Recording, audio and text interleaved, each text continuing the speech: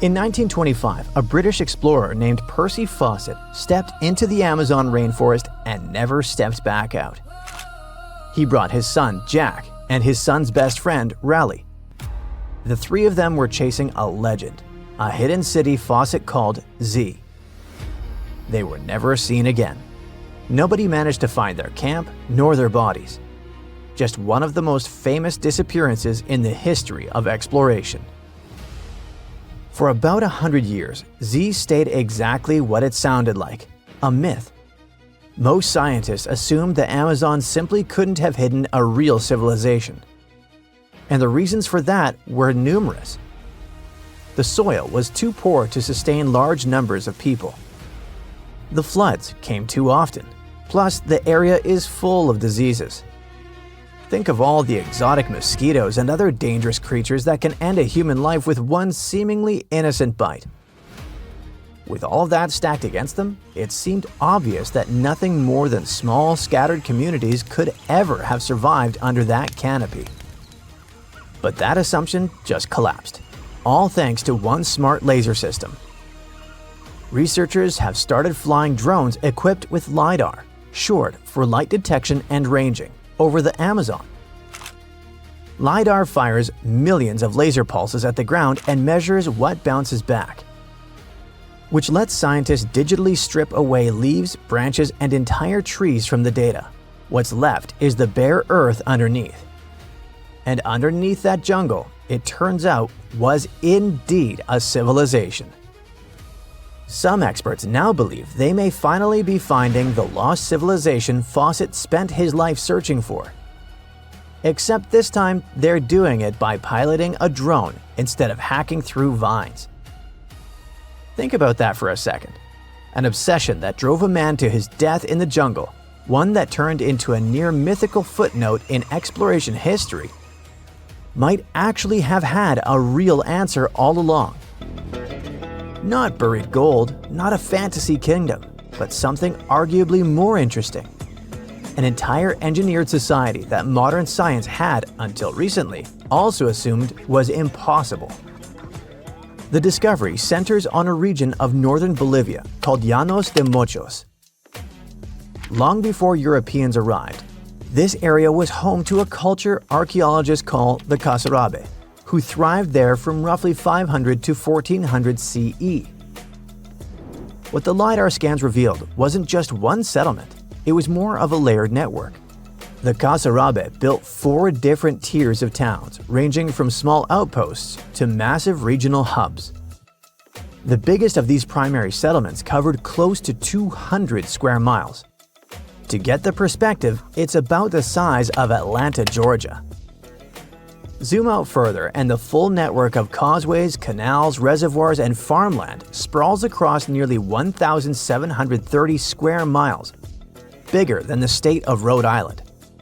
Inside that footprint stood canonical pyramids climbing about 65 feet into the sky, along with massive U-shaped ceremonial platforms and open plazas that likely once hosted gatherings, rituals, or trade. In sheer scale, these structures are said to rival the famous Tiwanaku civilization of the Andes, one of the great powerhouse cultures of pre-Columbian South America. To put that in perspective, this wasn't a village with a few mud huts and a fence around it. This was infrastructure on a level that took real planning, real labor, and real long-term coordination to pull off. But here's where it gets genuinely strange, compared to what most of us picture when we hear ancient city. There's no dense downtown core, no tightly packed grid of streets the way you'd find in, say, ancient Rome or Tenochtitlan. Instead, the Casarabe spread themselves out across the landscape, yet they were all stitched together by shared infrastructure, especially elaborate water management systems. Specialists describe the whole layout as clearly planned and coordinated, designed not just as living space, but as a way to connect an entire regional population. Strikingly, similar urban logic shows up at ancient Maya cities in Central America and at Angkor in Cambodia. suggesting this spread out but connected model of city building might be far more common in history than we ever assumed. So how did a society manage to thrive in a place written off as too hostile to support one? The answer is almost the opposite of survival. It's engineering.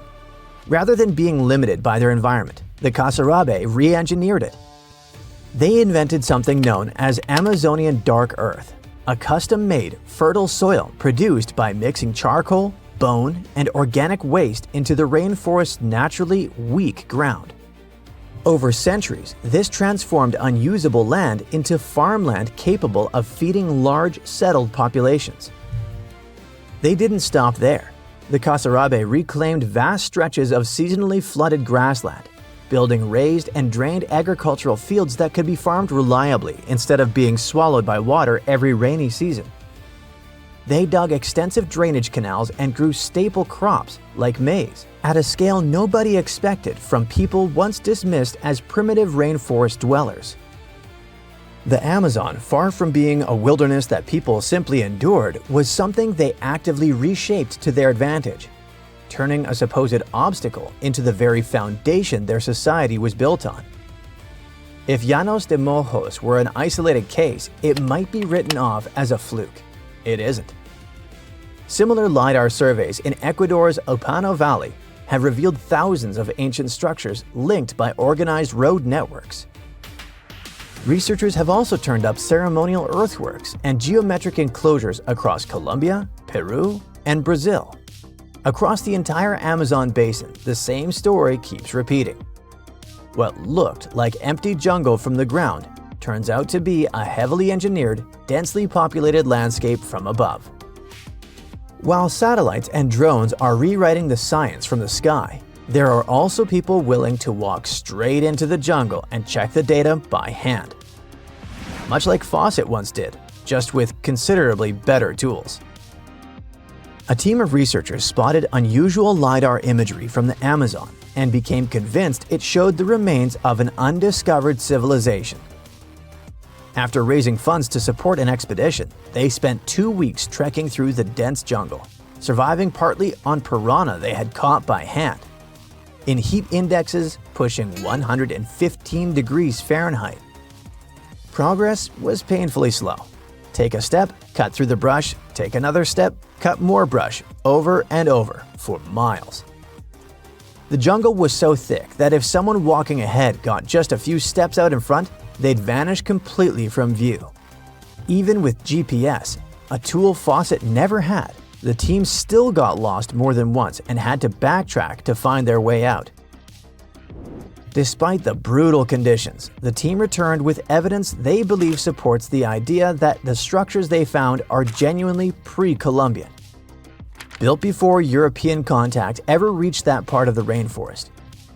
Formal verification is still pending, but the researchers are already planning a return trip, hoping not just to confirm the find, but to give something back to the local community that helped guide them along the way, including repairing a village well and its power supply. Plenty of mysteries still remain. Researchers don't yet fully understand how societies like the Kasarabe organized themselves politically, or what ultimately caused their decline centuries before Europeans ever set foot in the region. Shifting climate, environmental strain, internal conflict, or disrupted trade routes are all candidates. But no single explanation has been confirmed, and it's possible several of these pressures hit at once. What this discovery really does is force a complete rewrite of how we think about the Amazon altogether. It wasn't a green void waiting to be tamed.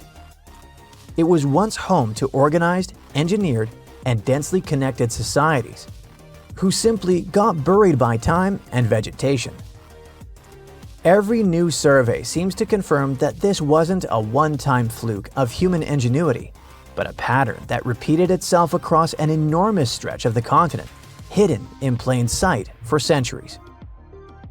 And the tools now uncovering them are only getting more powerful, which means a lot more of this hidden history is likely still waiting beneath the canopy, completely visible from the ground, but no longer invisible from above.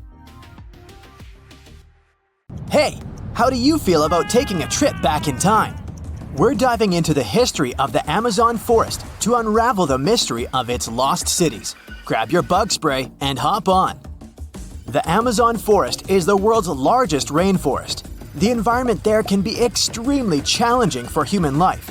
Yet, the legend goes that the Amazon has been home to sprawling settlements rich in unmeasurable wealth. Could that really be true?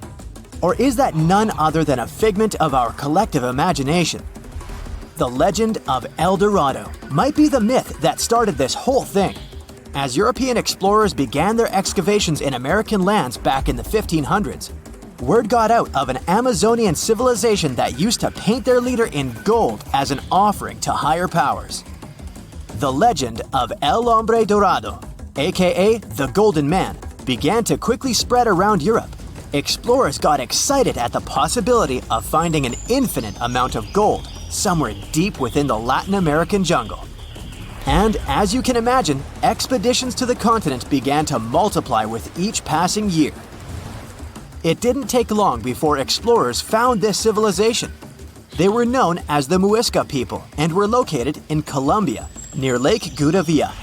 The Muisca people had a tradition of painting their leader, aka the Zipa, from head to toe in gold. In a ceremonial gesture, the Zipa would swim into the river, spreading gold dust all over the lake. For the Muisca, this was their way of acknowledging and thanking the higher powers of the universe they believed in. When European explorers heard and witnessed this practice, they were amazed. For them, gold was used solely for commercial purposes as their main currency for trade. This made them think that the Muisca people must have stacks and stacks of gold hidden somewhere in the jungle for them to use it so abundantly. Well, that's how the legend of El Dorado was born. What was once the practice of El Hombre Dorado traveled on word of mouth until it became El Dorado, a fictional city that was most likely to hide piles of gold. The hunt for this city led Europeans to spend large amounts of money to scour the Amazon forest. Unfortunately, all of their expeditions came back empty-handed. That is, if they ever came back at all. Now, jump to the beginning of the 1900s. In England, the Royal Geographic Society, a prestigious British institution, was looking for somebody willing to travel down to Latin America to trace the border between Brazil and Bolivia. More specifically, the part of the border that is nestled deep within the Amazon rainforest. One Sir Percy Fawcett was a Latin American aficionado, and he gladly volunteered to do the job. Oh, it's important to note that the Amazon forest is virtually the size of the continental USA. It sprawls across 8 countries, including Brazil, Peru, and Bolivia. And trust me, getting around is no easy feat. The jungle is covered in dense vegetation, and in addition to that, it's home to insane predators such as anaconda snakes, panthers, crocodiles, piranhas, and so on. But despite all that, Fawcett was very successful in his mapping adventure and seemed to be wanting to come back more. Back in England, Fawcett would scour diaries from other explorers hoping to learn more about the ancient Amazonian civilizations. He would read about the Incas and the Mayans and the great empires they built. He believed that if the Incas were capable of building empires that stretched over 2 million square miles, this could mean that other Amazonian civilizations could have thrived there too. During his research, Fawcett came across a report from a 16th century explorer. The report told of a city deep within the Amazon forest that held unimaginable quantities of minerals, a town that stretched for 15 miles without any space from a house to house. This report fueled Fawcett's imagination to a new extreme. From then on, he became obsessed with finding what he called the lost city of Z. Over years, Fawcett searched the Amazon forest, usually looking for stone ruins that could possibly indicate human settlements. On his later expeditions, he focused on exploring the state of Mato Grosso in central Brazil. He would travel from Europe and into the lower region of the Xingu River.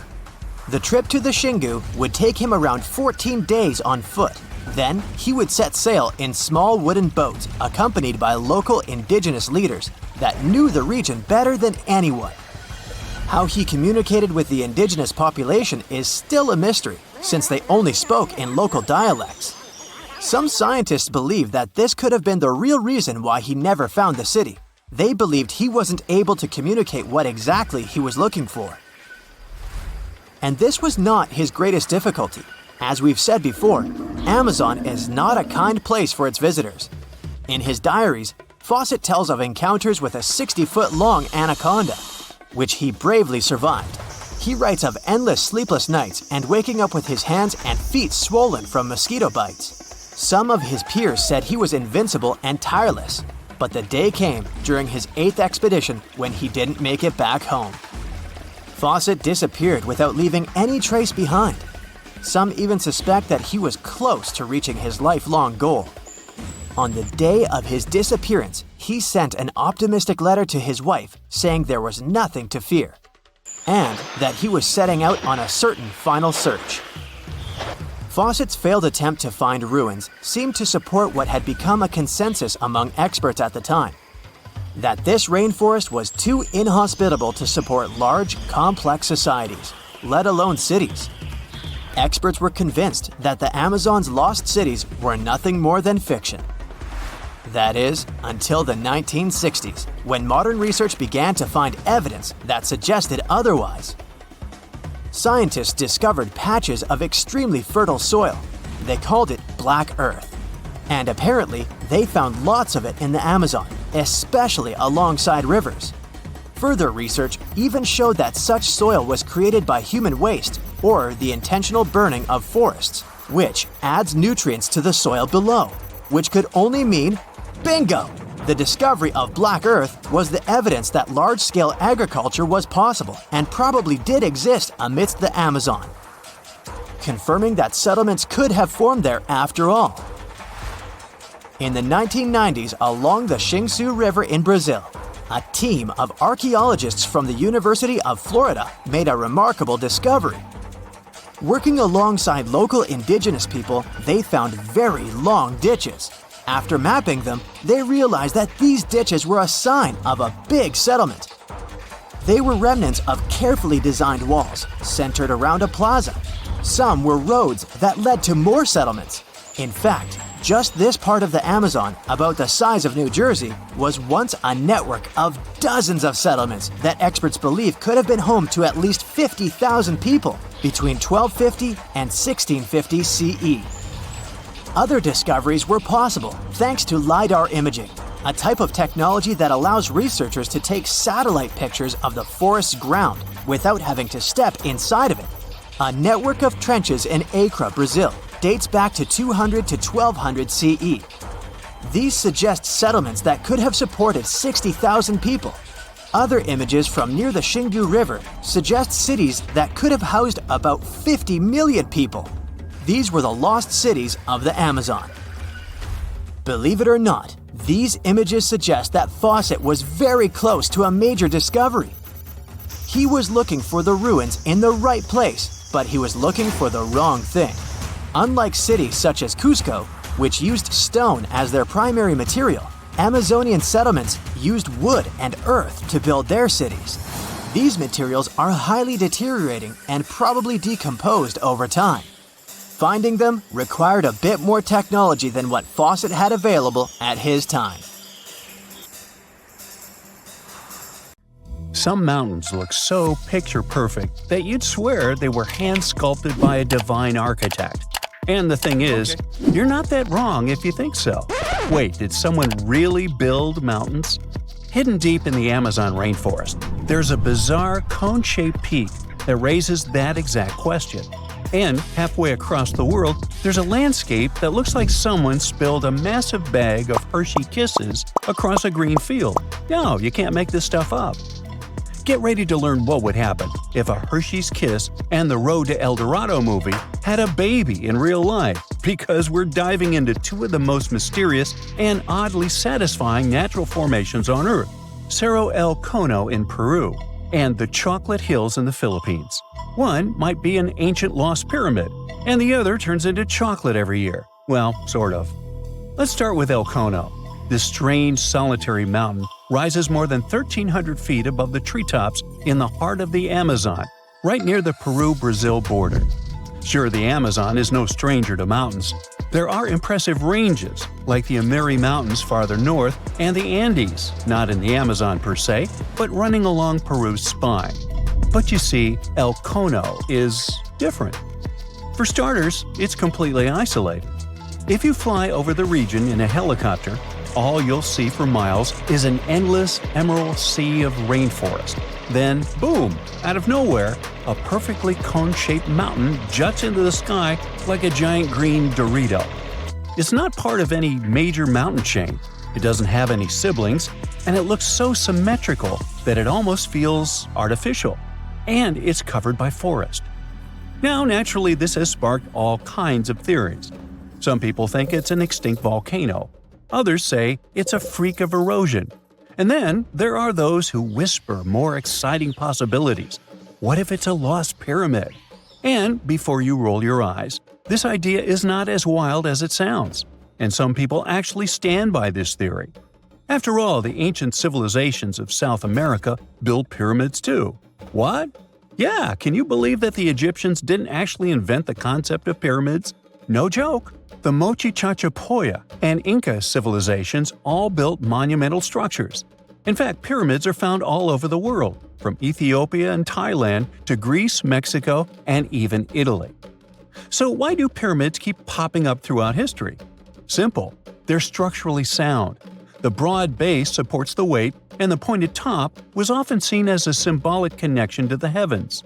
Okay, but what are the chances of all these people coming up with the same idea at the same time? Okay, calm down. Ancient aliens. Yeah, that's possible. But as it turns out, ancient people did talk to each other via trade, migration, and cultural exchange. Ideas like pyramids didn't need to come from a secret one-world civilization. They just came from smart, curious humans scattered across the globe, all looking up at the stars and wondering how to get closer. In fact, recent archaeological discoveries have revealed massive ancient cities deep in the jungle that were completely swallowed by nature. In Guatemala, scientists uncovered a lost Maya city with its own pyramid structures. In Mexico, an entire metropolis was found buried beneath forested hills. So yes, humanity can forget an entire city. Take another look at El Cono from the air, and you might start believing it too. Its slopes are smooth. Its symmetry is uncanny. From above, it resembles a colossal step pyramid or ziggurat, cloaked in jungle vines and secrecy. And if someone told you it was the moss-covered remnant of an ancient civilization, you might just nod and say, "Yeah, I see it." Of course, no one's proven anything yet. But the mystery is delicious. Like a myth waiting to be cracked open. At the same time, for people who live nearby, El Cono isn't just a geological curiosity, it's sacred. In Andean cosmology, mountains like El Cono are known as apus, spiritual guardians of the land. These aren't just rocks, they're living beings, protectors, deities. Think Tifiti from Moana, but South American and a little more mysterious. The indigenous tribes in the region still pay their respects to this mountain, treating it not as a tourist attraction, but as a sacred ancestor. And while everyone's busy debating whether El Cono is a mountain or a pyramid, nature's just vibing. The area surrounding El Cono is now part of Sierra del Divisor National Park, created in 2015 to protect one of the richest ecosystems in the Amazon.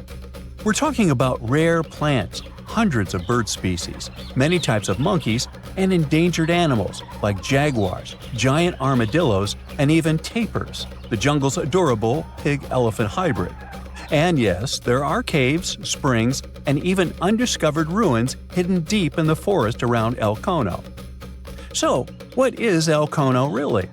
Some geologists think it's likely a volcanic cone based on its shape.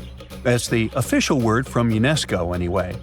Others argue it's a rare example of erosional geomorphology, a fancy way of saying wind, water, and time teamed up to carve a perfect mountain out of the landscape. Like geological origami, shaped by millions of years of natural forces. But the truth is, we don't know. Not for sure. Not yet.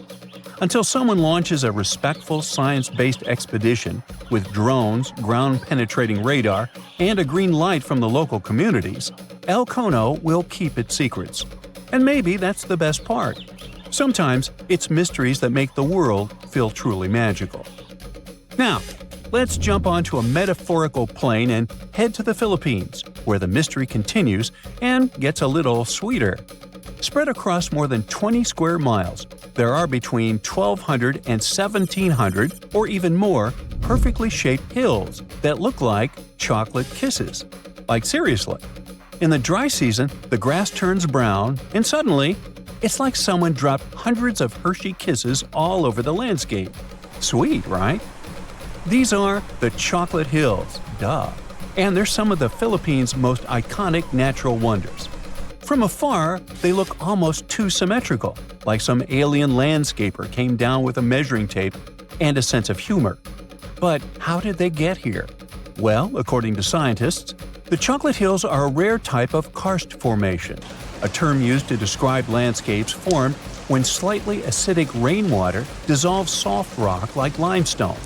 In this case, the hills were once coral reefs and marine limestone that were pushed above sea level by tectonic forces. Over time, the exposed rocks got eroded by wind, rain, and underwater rivers, leaving behind this stunning army of symmetrical mounds. It's a geological marvel millions of years in the making. But science isn't the only explanation in town. Local legends are more fun. One story says the hills were formed when two giants got into a rock-throwing fight, launching boulders at each other until they collapsed in exhaustion, leaving the landscape littered with mounds, just like that one scene from the Hobbit movie. Another tale speaks of a heartbroken giant whose tears turned into earth, forming the hills as a tribute to his lost love. Oh. Today, the Chocolate Hills are a National Geological Monument and a major tourist attraction in the Philippines. They're also being considered for UNESCO World Heritage status, because, really, where else can you find such a naturally satisfying mix of geology and dessert? If you ever want to visit, it's pretty easy. Fly into Boho Palango International Airport or take a ferry from Cebu, and then head to the towns of Carmen, Batuan, or Sambanga. There are designated viewing decks, eco-parks, and even ATV tours that will let you explore the hills up close.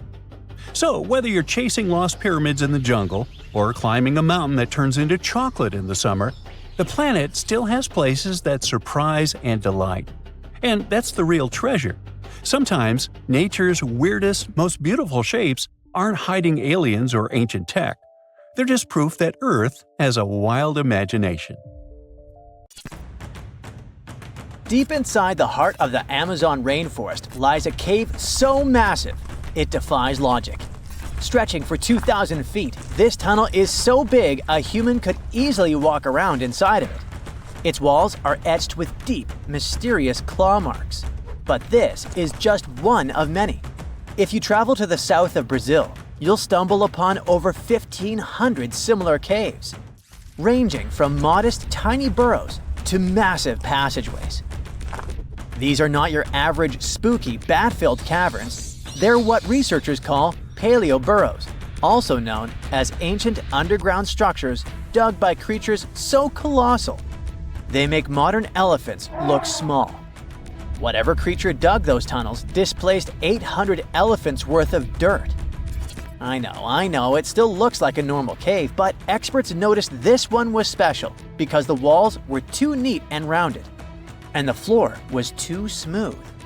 Besides, no water or erosion leaves such signs of serious digging power. These Brazilian caves are the largest geological records of animal activity on the planet. It's like stumbling into a prehistoric house made by creatures the size of cars. To unlock this mystery, researchers analyzed the scratch marks on the walls and realized they had probably been made by giant ground sloths, a species called valgipes, which could weigh nearly 9,000 pounds and eat your average annual menu in about 3 days. Despite being huge, these animals were not earthbenders. They had to work in groups if they wanted to dig such long tunnels. This is why scientists believe many sloths shared the same tunnel and dug it together. Even some giant armadillos may have helped with the digging. After all, they were ridiculously skilled excavators and lived there too. Okay, but why would a giant sloth or armadillo need a 2,000-foot-long underground lair? Great question. And the truth is, scientists aren't totally sure. It doesn't make sense for them to dig tunnels this massive just to escape predators, especially since the tunnels were big enough for a saber-toothed tiger to crawl in, for example. So, unless they installed prehistoric security systems, this theory has holes. Haha, pun intended. The best bet is probably climate. Back then, everything was drier and colder, and some species of giant sloths were living their best lives back when Earth was transitioning between cold and warmer periods. Their big bodies usually protected these animals from temperature changes, but drastic fluctuations probably made them hide in order to survive. Besides, just like modern sloths, giant sloths probably had a hard time maintaining their body temperature, and going underground for a while is a great way to protect your babies and save some energy. After all, the bigger you are, the more energy you spend. Some scientists believe these tunnels might have had rotating tenants. One sloth moves in, digs a bit, leaves some scratch marks, moves out. And sometime later, another one crashes there and adds its own decor touches. A hostel for ancient megafauna. All evidence points to a more timeshare situation than a prehistoric private property. After all, these creatures weren't exactly social butterflies. Most sloths and armadillos usually keep things strictly one-on-one, just mom and baby. Yeah, dad sloth stuck around only for the good part. But you probably noticed one tiny detail here. These guys are not around anymore. They went extinct 11,000 years ago, right around the time humans started to get popular on Earth, when another ice age was ending. In fact, 80% of all mammals that were heavier than 2 pounds disappeared then. The first culprit is, of course, the usual suspect: humans. Around 10,000 years ago, a wave of skilled hunters using distinctive tools like spear points spread across North America. The theory goes that American animals weren't used to this new predator, making them easy targets. Once the big plant eaters started vanishing, the big meat eaters followed. They didn't have enough food to survive, and it wasn't just excessive hunting that caused some damage. Early humans may have also harmed ecosystems in ways that made survival harder for large species. But wait, there's another suspect: climate change. Around the same time, Earth's climate got a major shakeup. The climate was going from super cold to only slightly cold. Just so you know, Earth's temperature was about 46 degrees Fahrenheit, making seasons change and plants perish. And if plants are no longer around, big animals that eat them, like our friends giant sloths, have less nutrition, making them even more vulnerable. Many scientists now think that both human impact and climate change played a role, just in different ways depending on the region. In some places, humans may have tipped the balance. In others, nature itself did the job. Either way, it was a perfect storm that ended the age of giants. Turns out, being huge isn't always a plus. Giant animals tend to live longer and reproduce slowly, which makes them sitting ducks when disaster strikes. Besides, it takes a long time for these guys to bounce back. After dinos disappeared, for example, it took 15 million years for new mega mammals to stomp onto the scene. The last major extinction happened around 12,000 years ago. Not really enough time for brand new massive beasts to evolve. Today's biggest ground animals, like elephants, rhinos, and bison, aren't newcomers. They're actually the tough survivors of that ancient chaos. And, well, at least we still live alongside the blue whale, the biggest mammal ever. But why did some prehistoric animals get so gigantic in the first place? Well, being big has some perks, in spite of all the extinction thing. It keeps you safe from predators and helps you win the fight for food. If plant eaters bulked up, predators had to level up too, just to keep up. And the environment plays a big role. You see, cold-blooded animals might grow bigger in hot places to stay cool, and warm-blooded giants thrive in cold places to stay warm. One paleontologist even suggested that some dino-sized vegetarians needed those massive bellies just to digest the tough, woody plants of their time, as if they had a salad bar inside their bodies. There's also the thing with oxygen. Back then, Earth's atmosphere had way more of it. That's a big deal, especially for creatures with less efficient breathing systems like insects. Higher oxygen levels meant their bodies could handle more growth and more activity, kind of like nature's turbo mode. We also have to discuss bones, specifically the lighter ones. Many huge dinosaurs had air sacs built into their skeletons, just like modern birds. This made their bones strong but not ridiculously heavy, meaning they could grow super tall or long without collapsing under their own weight. Those air sacs also helped with cooling down, which is super important when you're basically a walking oven of muscle. On the flip side, modern mammals are limited by gravity and biology.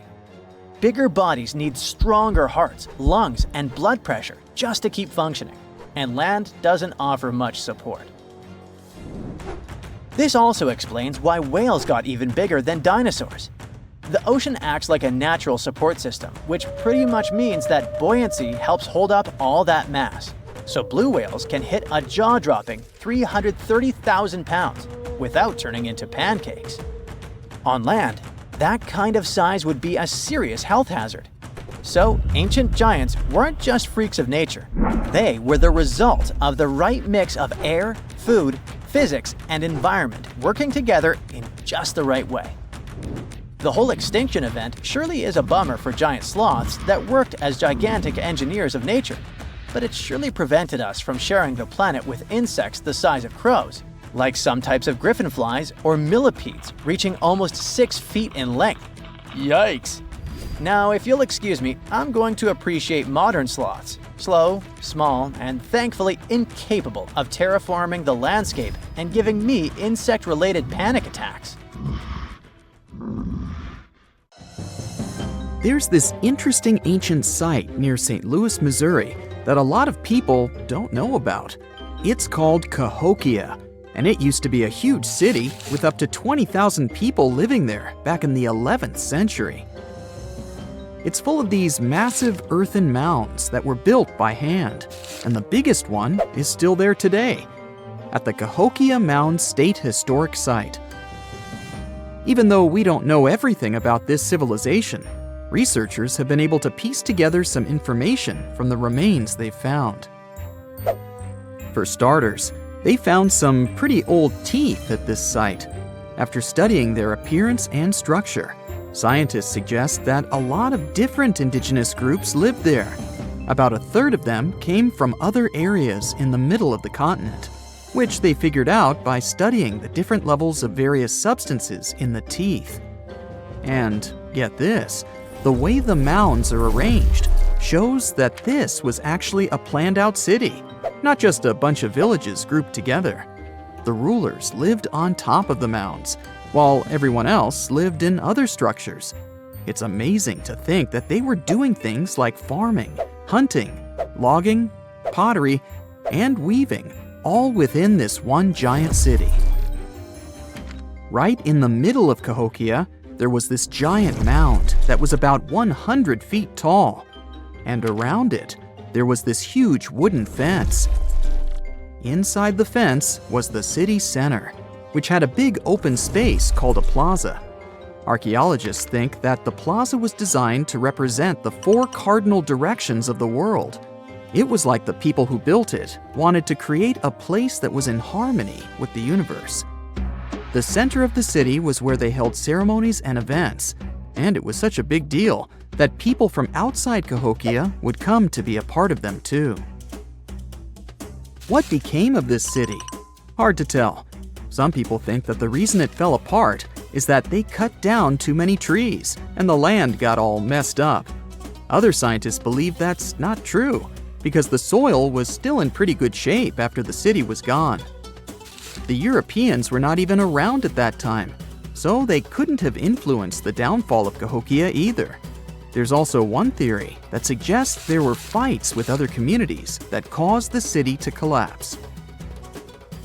These days, there are over 65 preserved mounds, and you can even climb the steps of the tallest one.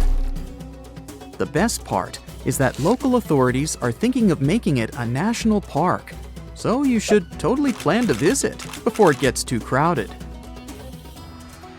Mohenjo-Daro is another lost ancient city that's still surrounded by mystery. Located in modern-day Pakistan, it was a city that flourished during the Bronze Age, and it was extremely advanced for its time. It had things like water systems and fancy architecture that other cities didn't have back then.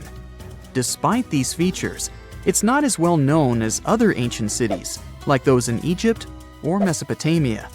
What's even weirder is that at some point, the city was abandoned, and no one knows why. Archaeologists found the city in 1911, but it took a while for them to realize how important it was. Eventually, they uncovered a lot of really interesting things about the city, like its advanced sanitation system. Excavations uncovered over 700 wells, as well as private baths and a large communal bath. Remarkably, even private homes had toilets, and waste was efficiently disposed of through a citywide sewage system. They also had a lot of trade connections and made some really beautiful objects, like pottery, jewelry, and figurines that were sold all over the region. Despite its amazing culture and knowledge, scientists have yet to figure out why the city was abandoned. Some people think changes in the nearby river might have had something to do with it. The writings that the people of Mohenjo-Daro left behind are still a complex code, even for the most skilled specialists, making it even harder to piece together their history. Have you heard of the lost city of Kolmanskop? It used to be a small settlement in the Namib Desert.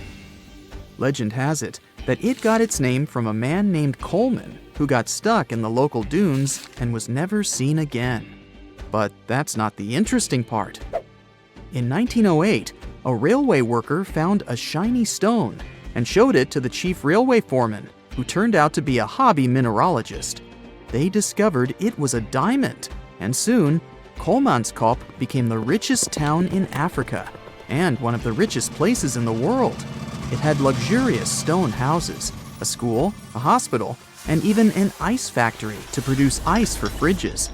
The hospital had the first X-ray machine in southern Africa, which was supposedly used to check if workers were illegally swallowing diamonds. Its popularity began to decline in the late 1920s when another diamond-rich location was discovered nearby. Most of the inhabitants soon began to flee the city in search of a better life, leaving the buildings abandoned. In 1938, all machinery was taken south and the town was left to the desert. The last inhabitant left Kolmanskop between 1956 and 1960. The hot climate and low humidity have preserved the structures over time, and tourists can now visit this desert ghost town. You've surely heard about this next ancient city, Machu Picchu. It's this incredible ancient location in Peru. It stretches across a huge piece of land in the Andes Mountains and sits high above sea level. It's even considered one of the wonders of the modern world. But here's the thing. Scientists aren't exactly sure what it was used for. It could have supported up to 750 people, but there aren't a lot of human clues left behind. Some people think it was more of a spiritual or ceremonial place, while others believe it may have been like a fancy spa retreat for the nobles. The extensive terraces might mean it was used for crop testing or as a trading hub. And there's even a theory that it was used as a prison because they found a cell-like area too. It's amazing that even today, archaeologists and historians are still puzzled about how it was built. Did you know that they probably didn't even use wheels for transportation? And those massive granite rocks were somehow pushed up the steep Andean mountains, even though most of them weighed a lot. Some historians think that hundreds of people worked together to push each rock up the peak. The huge stones at Machu Picchu are also so close together that you can't see any cracks between them. It's pretty cool because it also makes the area safe during earthquakes, which is important since Peru is a shaky country. But how did the stones stay put during all those quakes? They actually move a little bit, but then they go back to their original spot, almost like they're dancing. Some people think wet wooden wedges were used to keep them in place, but that doesn't really add up, considering how big the structures are.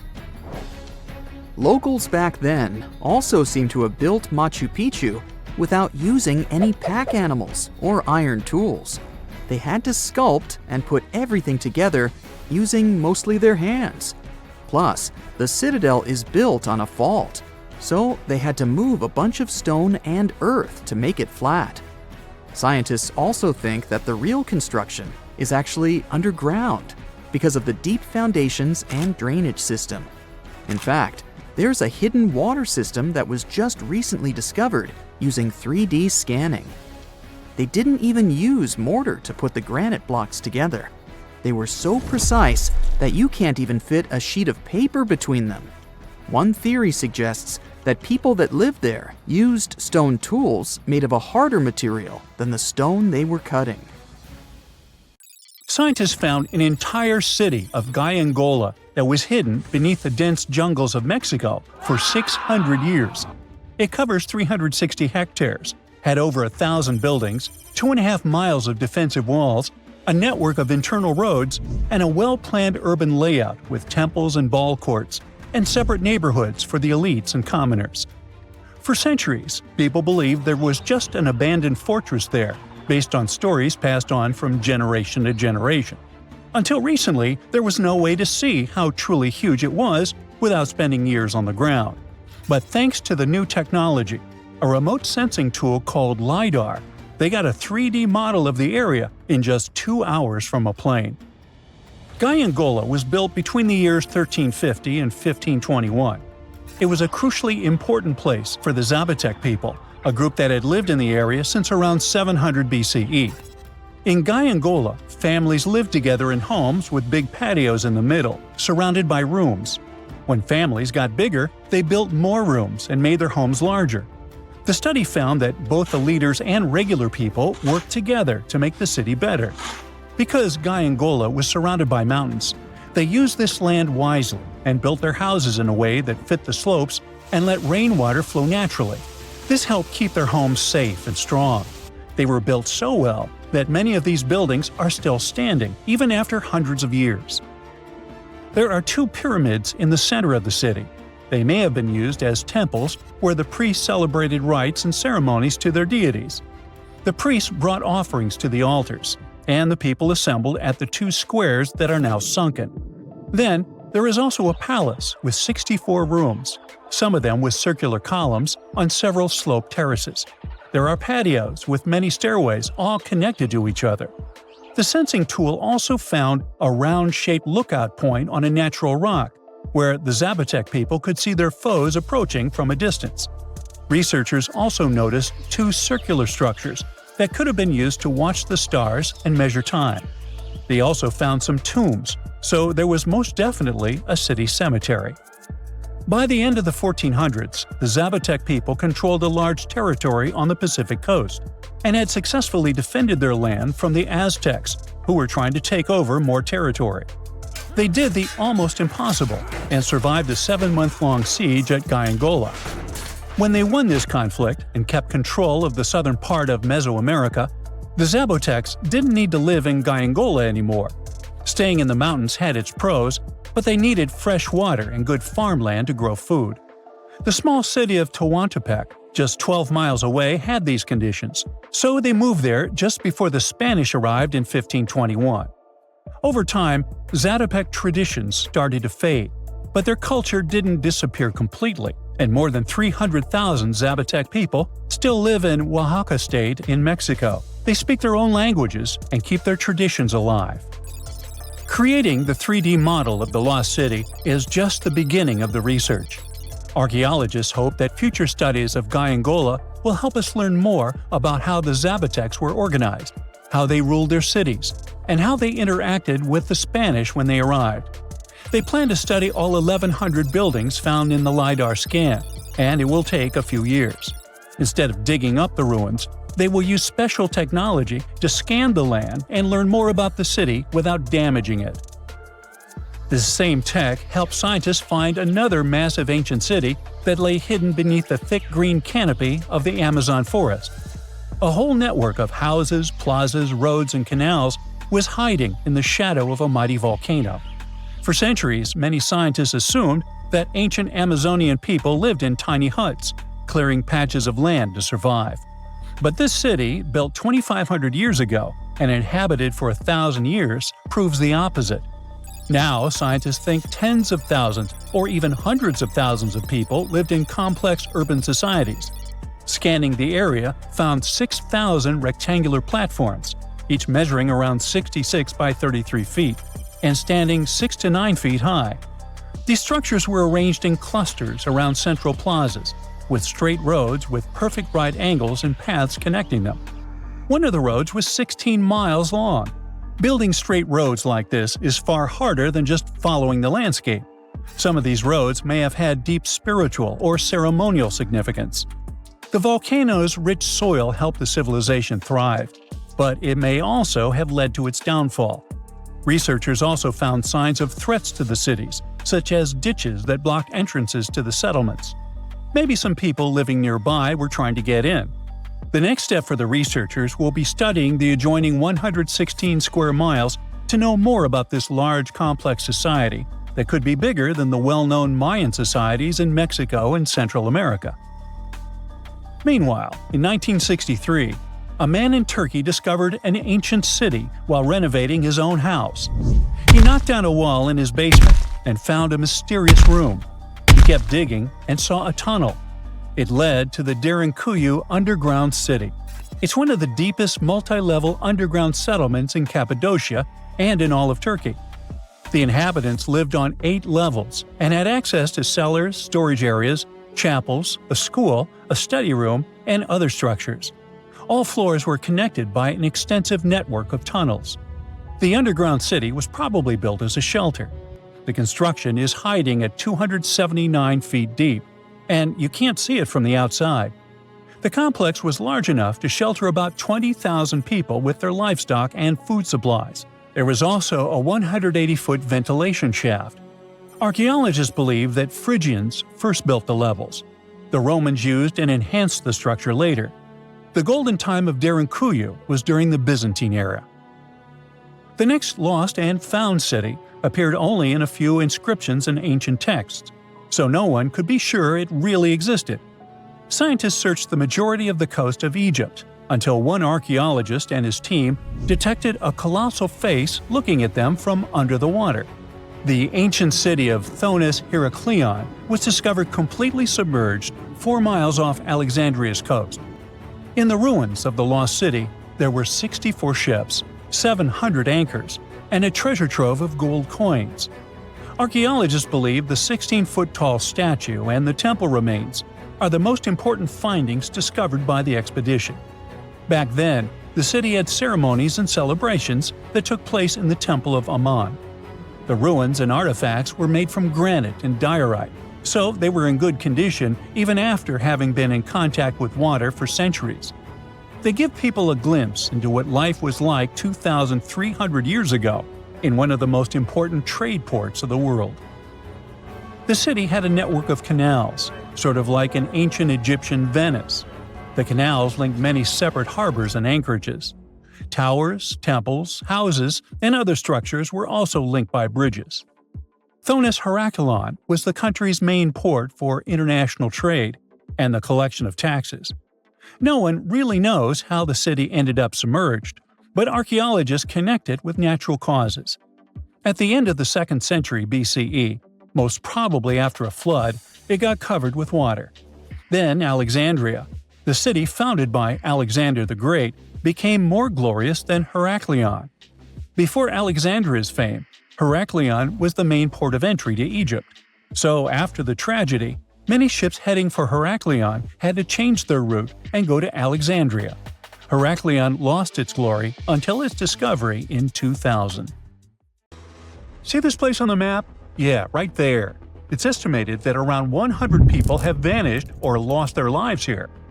Why, you ask? Well, it seems they were all looking for this guy, Percy Fawcett. He was a British colonel, famous for his sharp blue eyes, perfectly groomed beard, and signature hat. He looked like a character from Pride and Prejudice, but lived more like Indiana Jones. In fact, this character was inspired by Fawcett's story. But his disappearance in 1925 was more macabre than any movie plot. Colonel Fawcett was bold. Not the ask your neighbor's Wi-Fi password kind of bold. I'm talking full-on, I don't care that much about my life bold. He used to be a soldier in Sri Lanka and even did a secret spy gig in Morocco, but he needed more. So in 1906, Fawcett started exploring parts of Brazil and Bolivia where no one had dared to go before. His mission was to create secret, mind-blowing maps. Okay, that doesn't sound too risky, but trust me, it was. If you want to explore the world nowadays, you just open Google Earth and, well, that's it.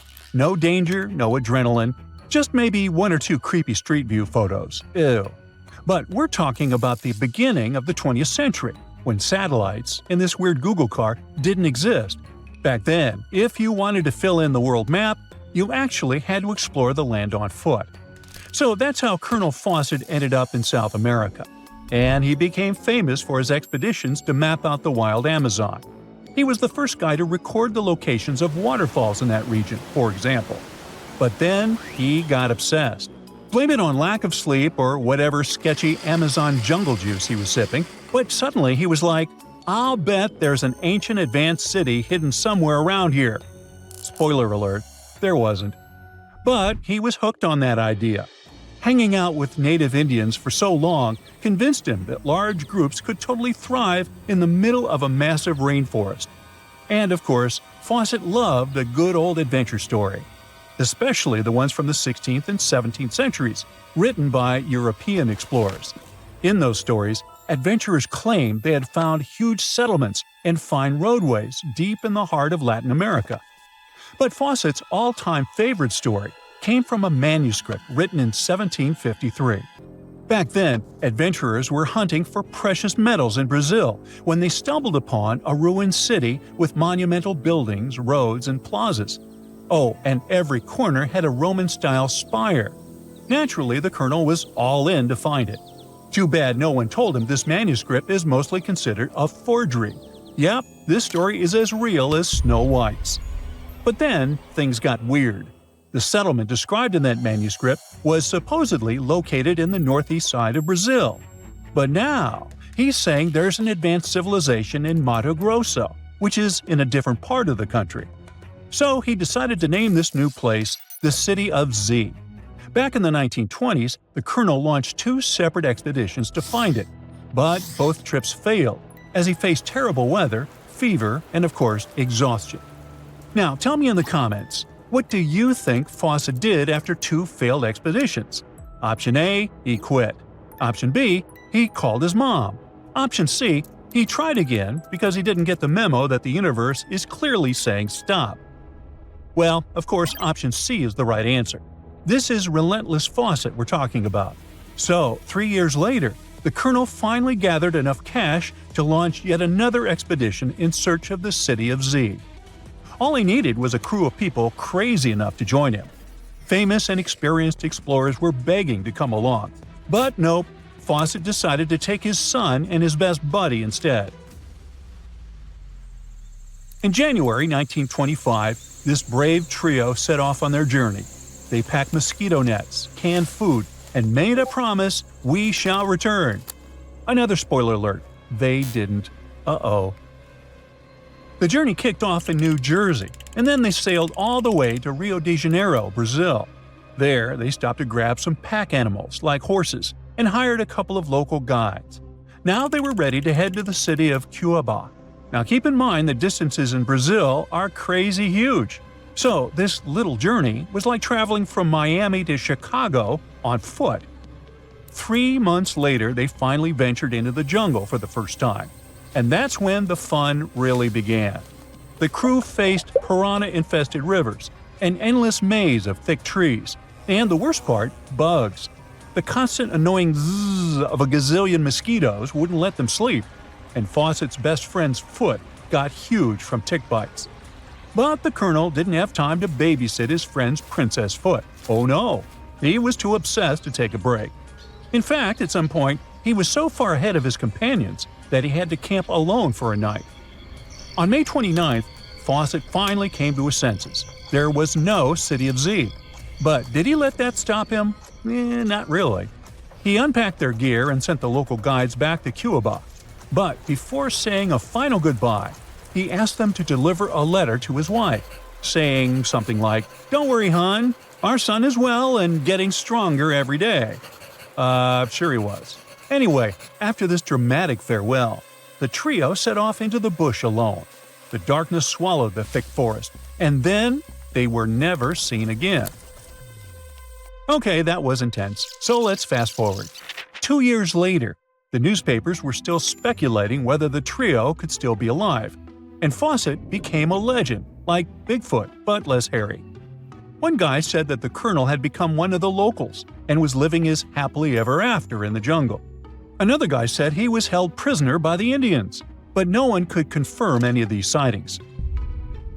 It wasn't until 1928 that the British authorities finally thought better late than never and decided to look for Fawcett and his crew.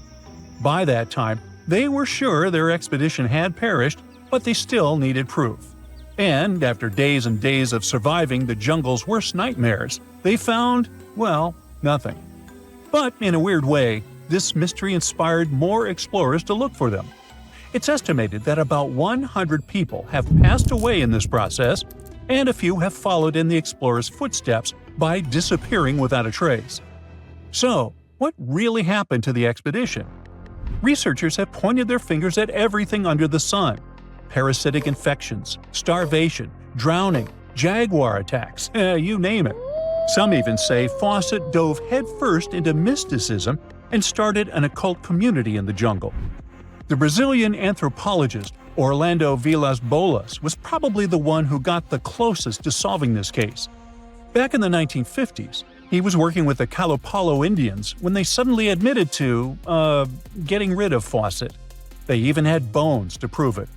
But it turns out a forensic analysis showed that the remains didn't belong to the Colonel.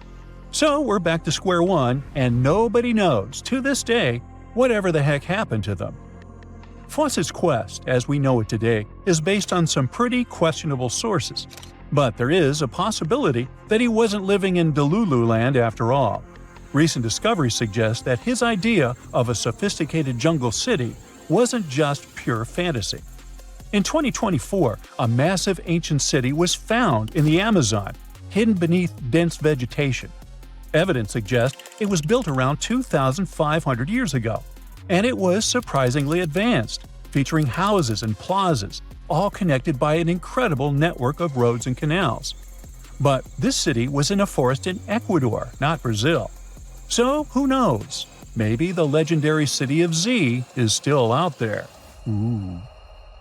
Archaeologists recently found something fascinating from a forgotten Maya kingdom, a tomb hidden in a collapsing pyramid. Inside, there was a king buried for 1,700 years, a jade mask that looks almost human, but not quite. And all this thanks to the looters who missed it by just 6 feet. They stumbled upon it in 2022 in the dense jungles near the border of Guatemala, Mexico, and Belize. In Mayan times, this little place used to be called Xochitlam. It's a lost city, half swallowed by jungle. This place meant pretty much nothing compared to other big Mayan cities, like Tikal or Teotihuacan, or so we thought. The team found a tomb of a Mayan ruler. The artifacts, the names of kings, all this revealed that Xochitlam wasn't just some tiny village.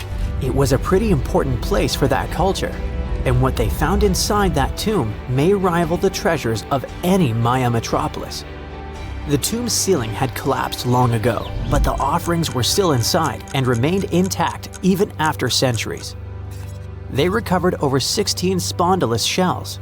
These things were used by the ancient elite for power and rituals. That meant that whoever the tomb was related to, it was someone wealthy, of high status, who got themselves a ceremonial burial. Archaeologists also found carved femur bones. They were etched with hieroglyphs and names. Maya literally wrote their history in human remains. Researchers want to dive super deep and get a DNA analysis on the bones. Maybe that will help uncover familial ties, origins, or health problems these people might have faced. And most important of all, the mosaic jade mask. It was pieced together from luminous green tiles into an expression that feels almost human, almost alive. A lot of people were joking that it's just like Jim Carrey's mask in the famous movie. But it wasn't a magical artifact. That was the face of a forgotten Maya king, staring out at us after 1,700 years of silence. His name was etched into the femur bones, Itzam Kokaj Balam.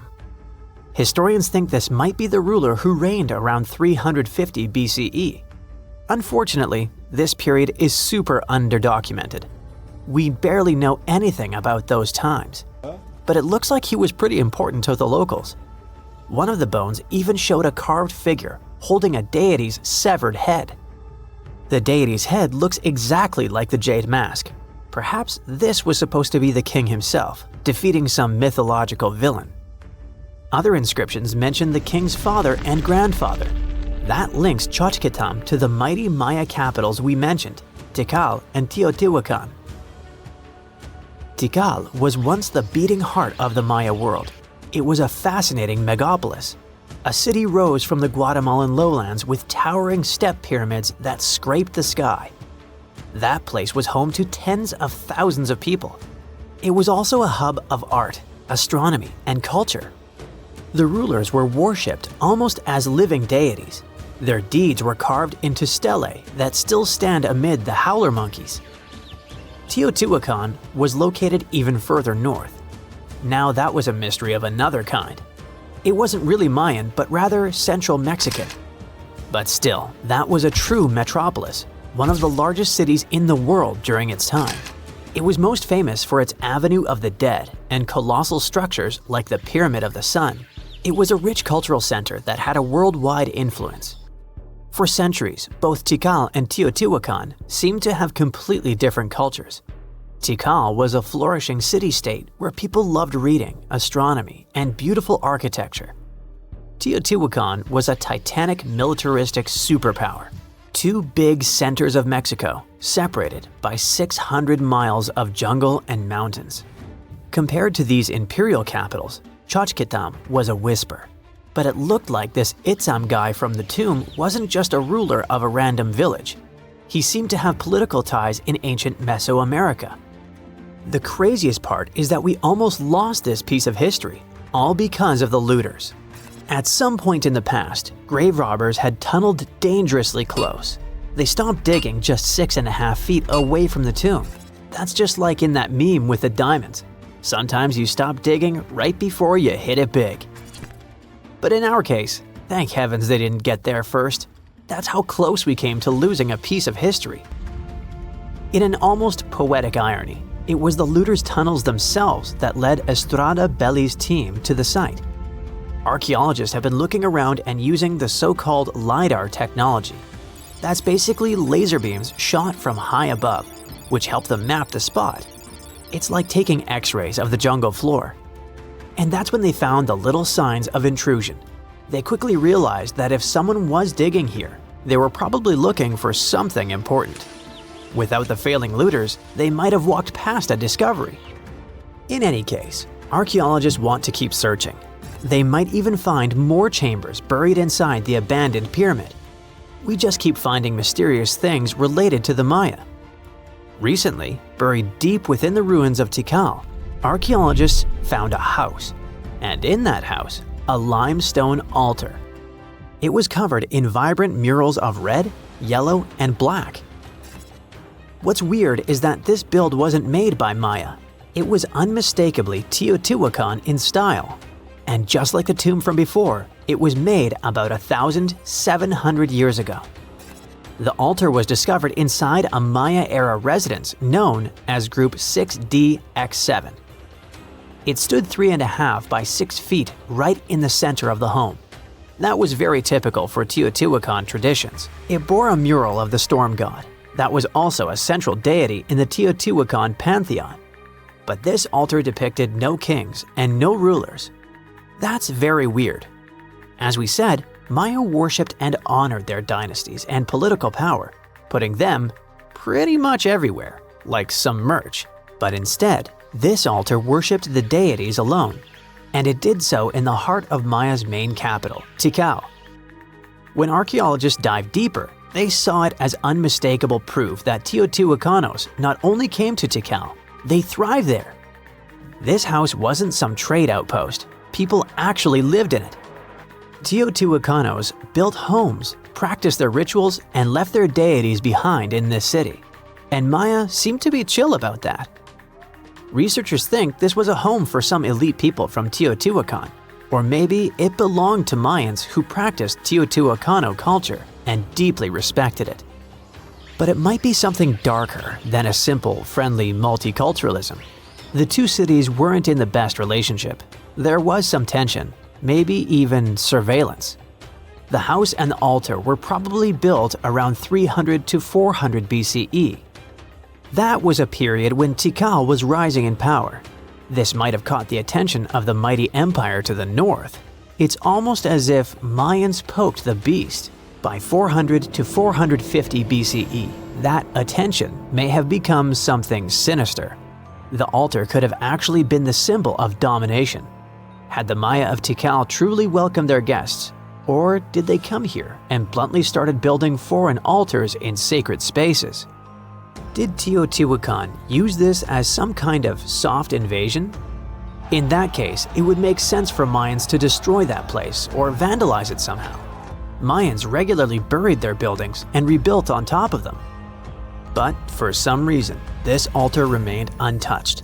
Mayans found it and buried it with the surrounding buildings as they were. No vandalism, no destruction, no rebuilding even. Looks like they had some complicated feelings about Teotihuacans. It was a time when cultures clashed, fused, overlapped, and possibly spied on each other. Perhaps one day we'll learn more about what really happened among these ancient civilizations. It's the first day of your long-awaited trip to the Amazon forest. You flew all the way to South America.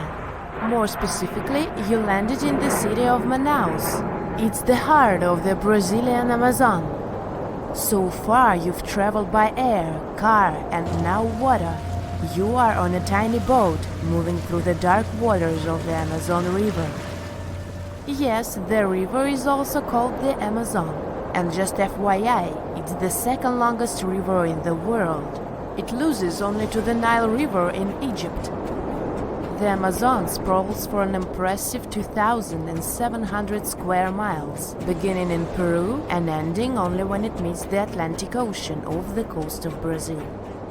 To get a closer look at the forest, you decide to start by exploring it by boat. First up, you watch some piranha fishing.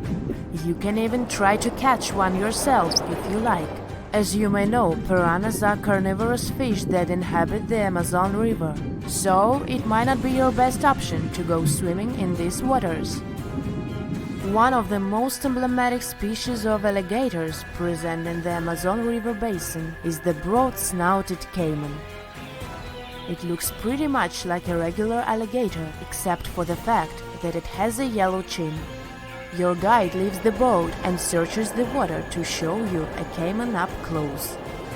He also tells you of another legendary creature that lives in the dark waters of the river, the pink dolphin.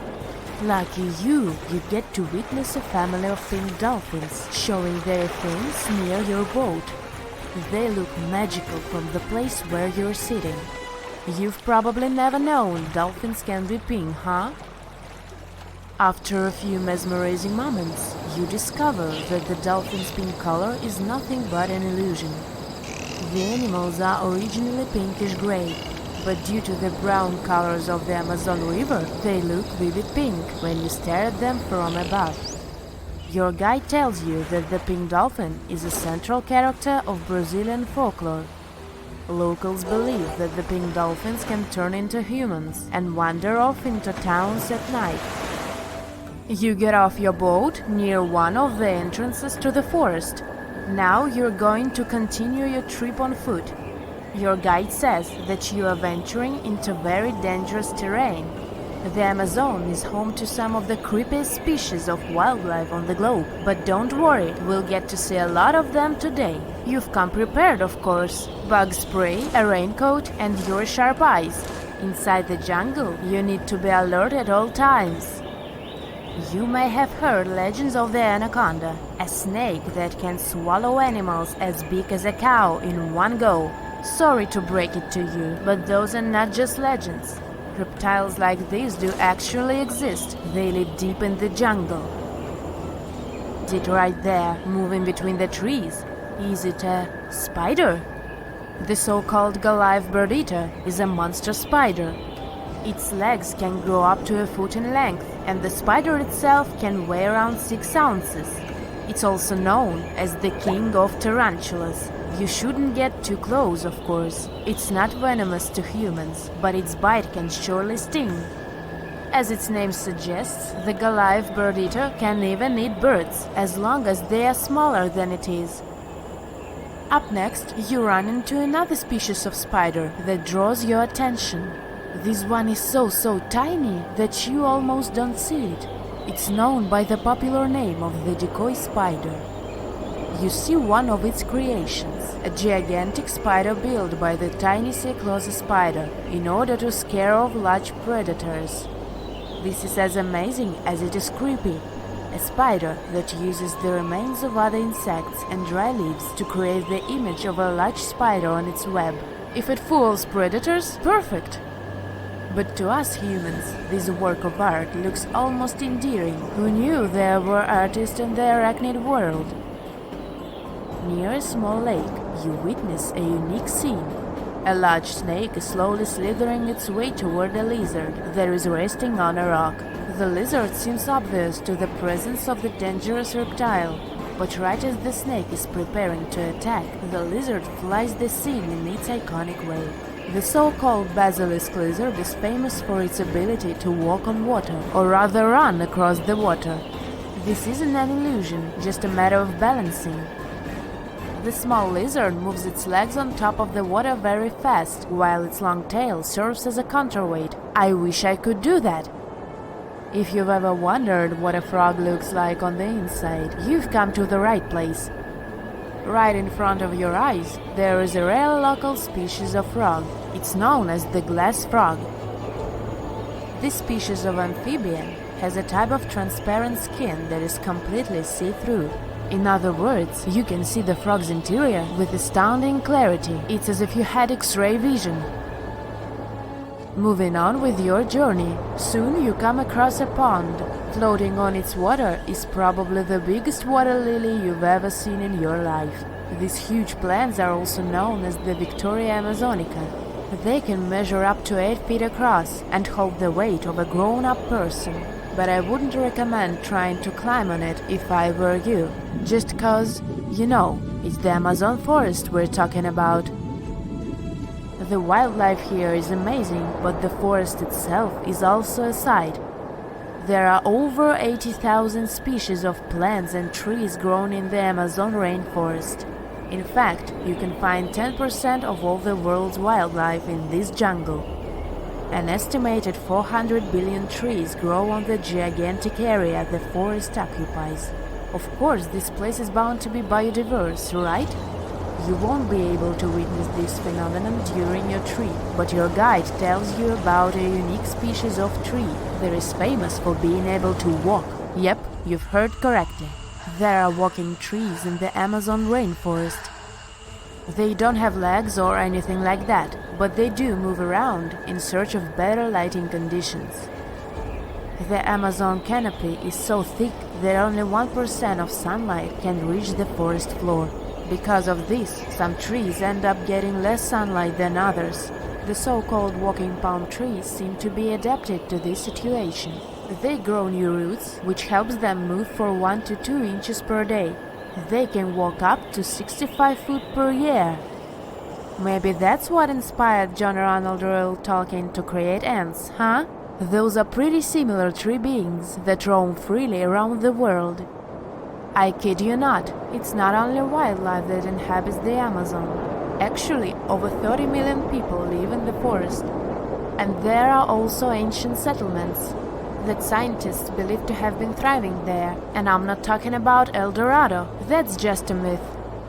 But in 2018, a groundbreaking study showed that up to 1 million people probably inhabited the Amazon, between 1250 and 1500 CE. Can you imagine that?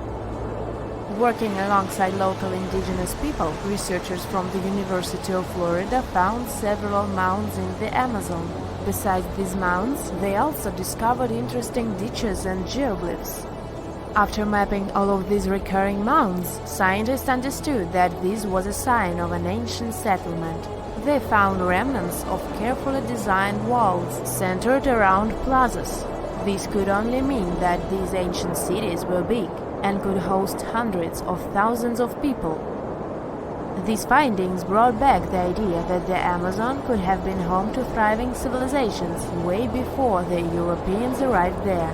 But rather than cities drenched in gold, they were simply well-developed agricultural societies. They finally did it. After 300 years of searching, archaeologists pinned down the location of the lost land of the white jaguar, the city of Maya hidden in the wild jungles of Mexico. It all kicked off back in the 1500s with the Lacandon Maya.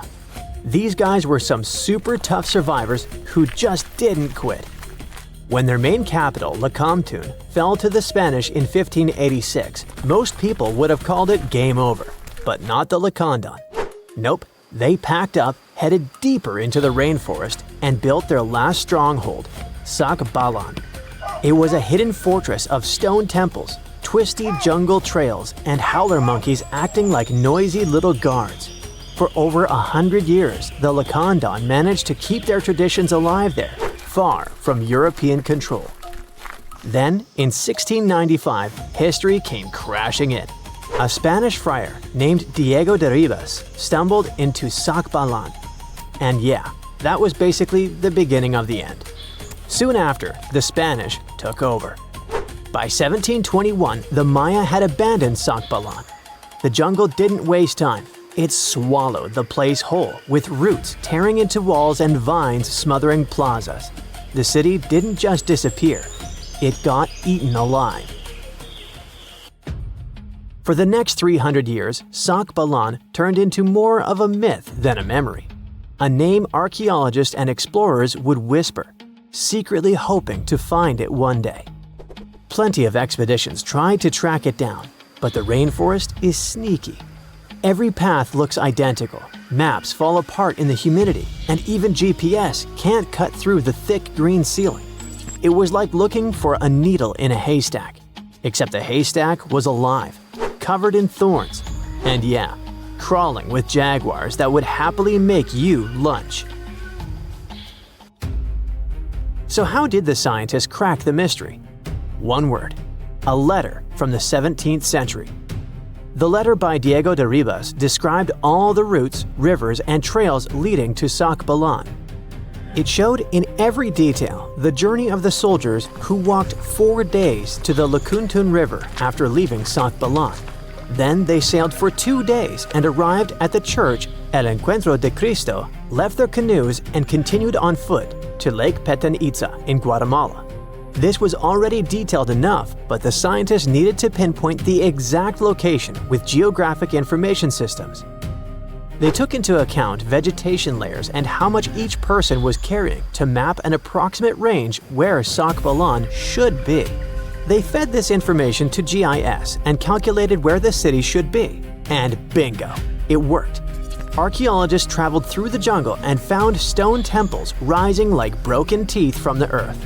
There were also some tools and ceramics, and a Spanish church right in the middle of the ruins. The discovery isn't just about cool ruins, it rewrites history. For decades, people assumed the Lacandons simply scattered after Lacamtun fell, but Sakbalan proves they regrouped, fought, and preserved their culture for over a century more. It's like discovering the final chapter of a book we thought ended too soon. There's also irony here. The Spanish friar who revealed Sakbalan helped doom it. Yet his letter, centuries later, also helped save its memory. Today, the ruins sit inside a biosphere reserve, protected by the same jungle that once hid them. Tourists can't just waltz in. It's raw, tangled, alive. The city breathes again, but on its own terms. Scientists just uncovered another lost city, buried under the thick jungles of Mexico. It had been hiding there for 600 years. The place is called Gengola, and it's massive, about 360 hectares with more than 1,100 buildings, 2.5 miles of defensive walls, its own network of roads, and a super organized city plan. Because it was so deep in the jungle, you'd never realize how huge it really was unless you spent years hiking through it. But modern tech swooped in to save the day, using LiDAR, a kind of laser scanning tool. Researchers flew over the site, and in just 2 hours, they had a full 3D map of the entire city. Gengola was built sometime between 1350 and 1521, back in pre-Columbian times, and it used to be buzzing with life. It was a major hub for the Zapotec people, who had been around in the region since about 600 BCE. Families there lived in homes with big central patios surrounded by rooms, and as they got new members, they just add more rooms and stretch their houses out. They even used the mountains around them as natural walls and channeled mountain water for drainage. A lot of their buildings are still standing, which is wild considering how much time has passed. By the late 1400s, the Zapotec were real powerhouses along the Pacific coast. They even fought off the Aztecs, who were constantly trying to expand. At Gengola, they survived a brutal 7-month siege. But even though hiding in the mountains kept them safe, it wasn't perfect. They didn't have enough fresh water or farmland to feed everyone. Just 12 miles away, the smaller city of Tehuantepec had what they needed.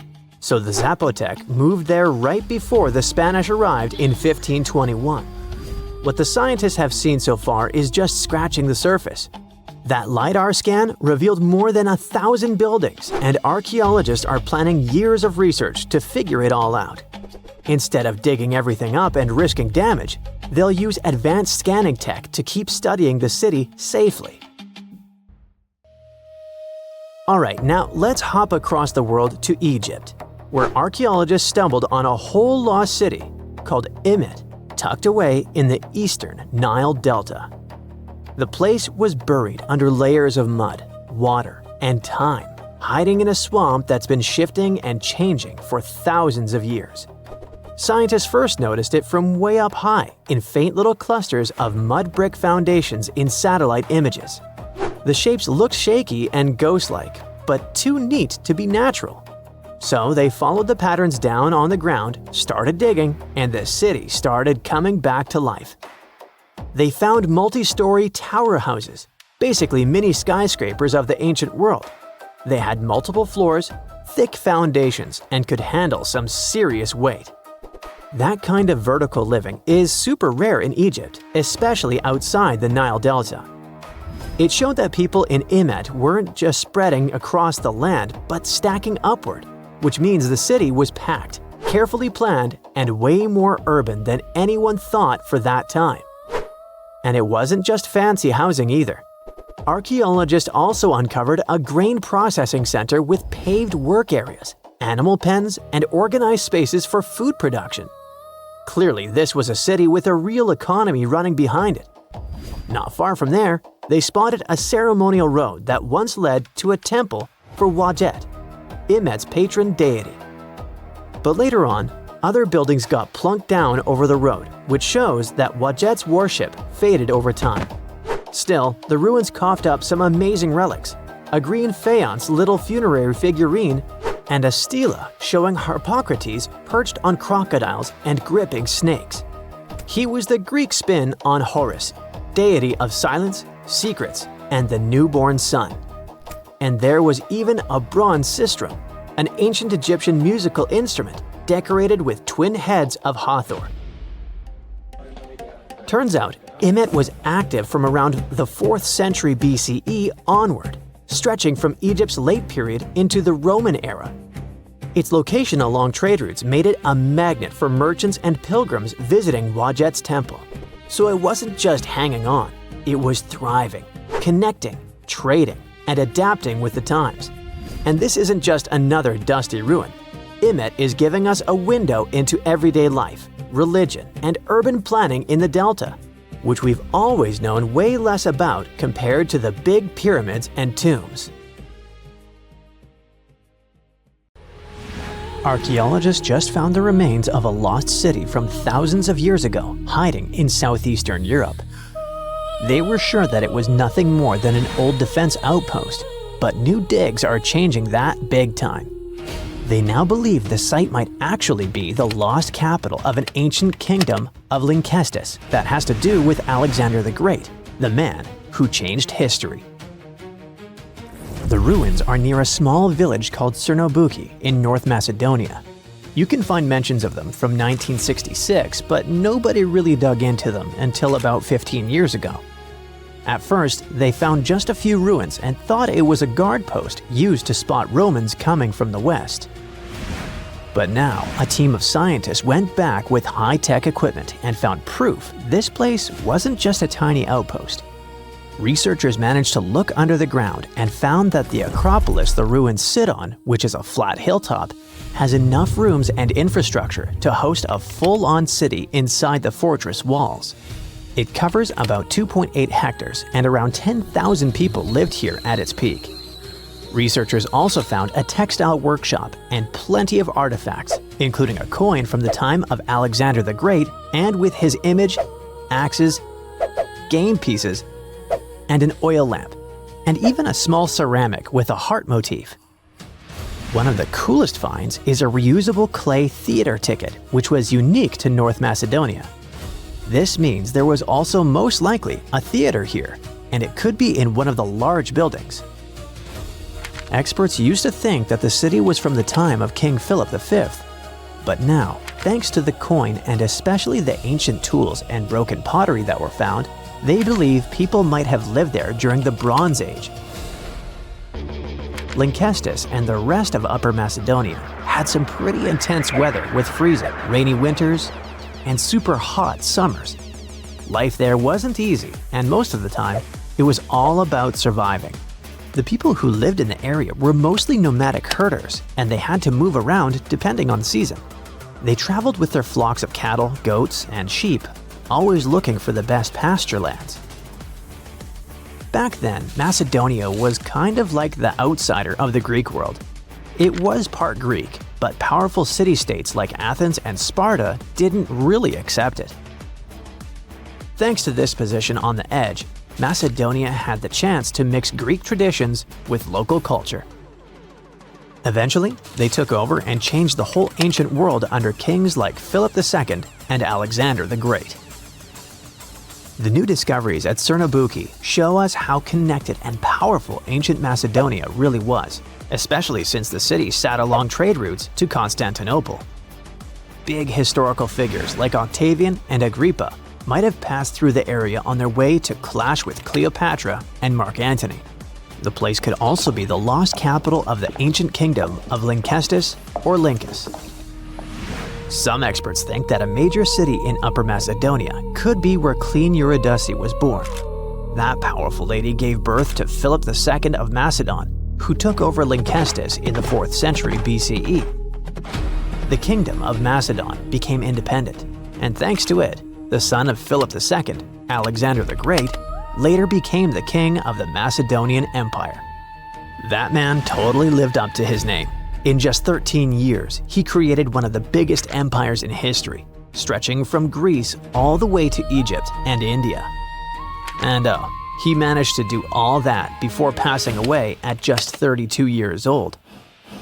Researchers plan to dig deeper into this important site to learn more about the early civilizations of Europe. This incredible discovery was possible thanks to LiDAR. This remote sensing tool helps map things like how tall plants are, how thick forests are, and other details across big areas. LiDAR is an active system, meaning it creates its own energy, in this case light, to scan the ground.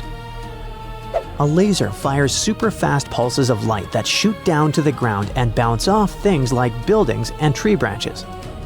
The LiDAR sensor then catches the reflected light and records it. The system measures how long it takes for the light to go from the laser to the ground and back. This is called the two-way travel time. That time helps figure out the distance the light traveled. Then, using that distance, the system can figure out the exact elevation of different spots. Scientists recently found another lost city using the same technology. This one, called Giangola, was hiding beneath the dense jungles of Mexico for 600 years. All this time, researchers believed there was just an abandoned fortress there. There was no way to go and see until recently, when they used LiDAR and got a 3D model of the area in just 2 hours from a plane. Giangola was built in pre-Columbian times between the years 1350 and 1521. It covered 360 hectares and had over 1,100 buildings, 2.5 miles of defensive walls, and a whole network of internal roads. The city had a well-planned urban layout with temples and ball courts and separate neighborhoods for the elites and commoners. It was a crucially important place for the Zapotec people, a group that had lived in the area since around 600 BCE. In Giangola, families lived together in homes with big patios in the middle, surrounded by rooms. As families grew bigger, they would add more rooms and expand their homes. Since Giangola was surrounded by mountains, the locals tried to use every piece of land on the slopes that was good enough to build a house. They even used natural drainage of the area to have water, and they must have been great at construction, as many of their constructions are still standing today. But at some point in the beginning of the 16th century, they didn't have enough fresh water and good farmland to grow food, and moved away to nearby Tehuantepec. Archaeologists plan to learn more about how the Zapotecs were organized, how they ruled their cities, and how they interacted with the Spanish when they arrived. They plan to study all 1,170 buildings found in the LiDAR scan, and it'll take a few years. Another recent find, made with the same groundbreaking tech, is a massive city that lay hidden beneath the thick green canopy of the Amazon rainforest. A whole network of houses, plazas, roads, and canals was hiding in the shadow of a mighty volcano. Many scientists thought that ancient Amazonian people lived in tiny huts and cleared patches of land to survive. But this city, built 2,500 years ago and inhabited for nearly 1,000 years, debunked that theory and changed everything.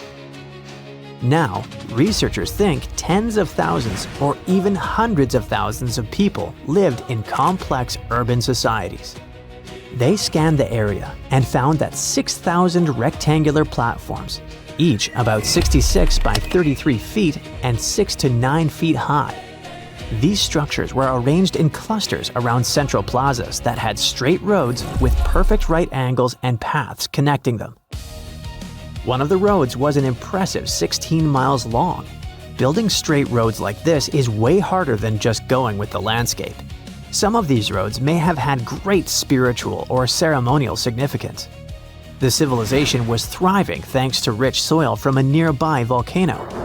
But the same volcano may have also led to its downfall. Researchers also found signs of threats to the cities, such as ditches that blocked entrances to the settlements. Maybe some people living nearby were trying to get in. The next step for the scientists will be to study the adjoining 116 square miles to know more about this large, complex society that could be bigger than the well-known Mayan cities in Mexico and Central America. Whoa! It's a huge flying island right above your head.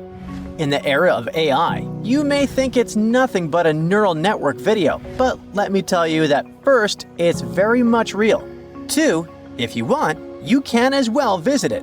It may even hold the key to the El Dorado secret. This place is called Roraima, and it's actually not an island at all. It's a mountain.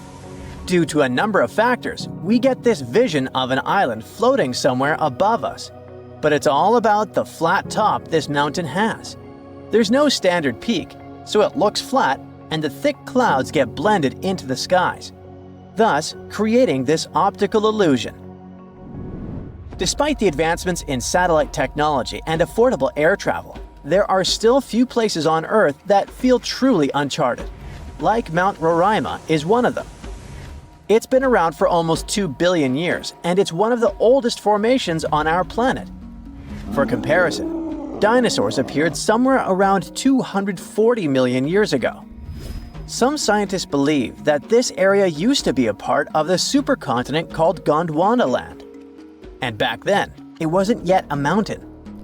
When the supercontinent split apart, the erosion created this magnificent tabletop mountain.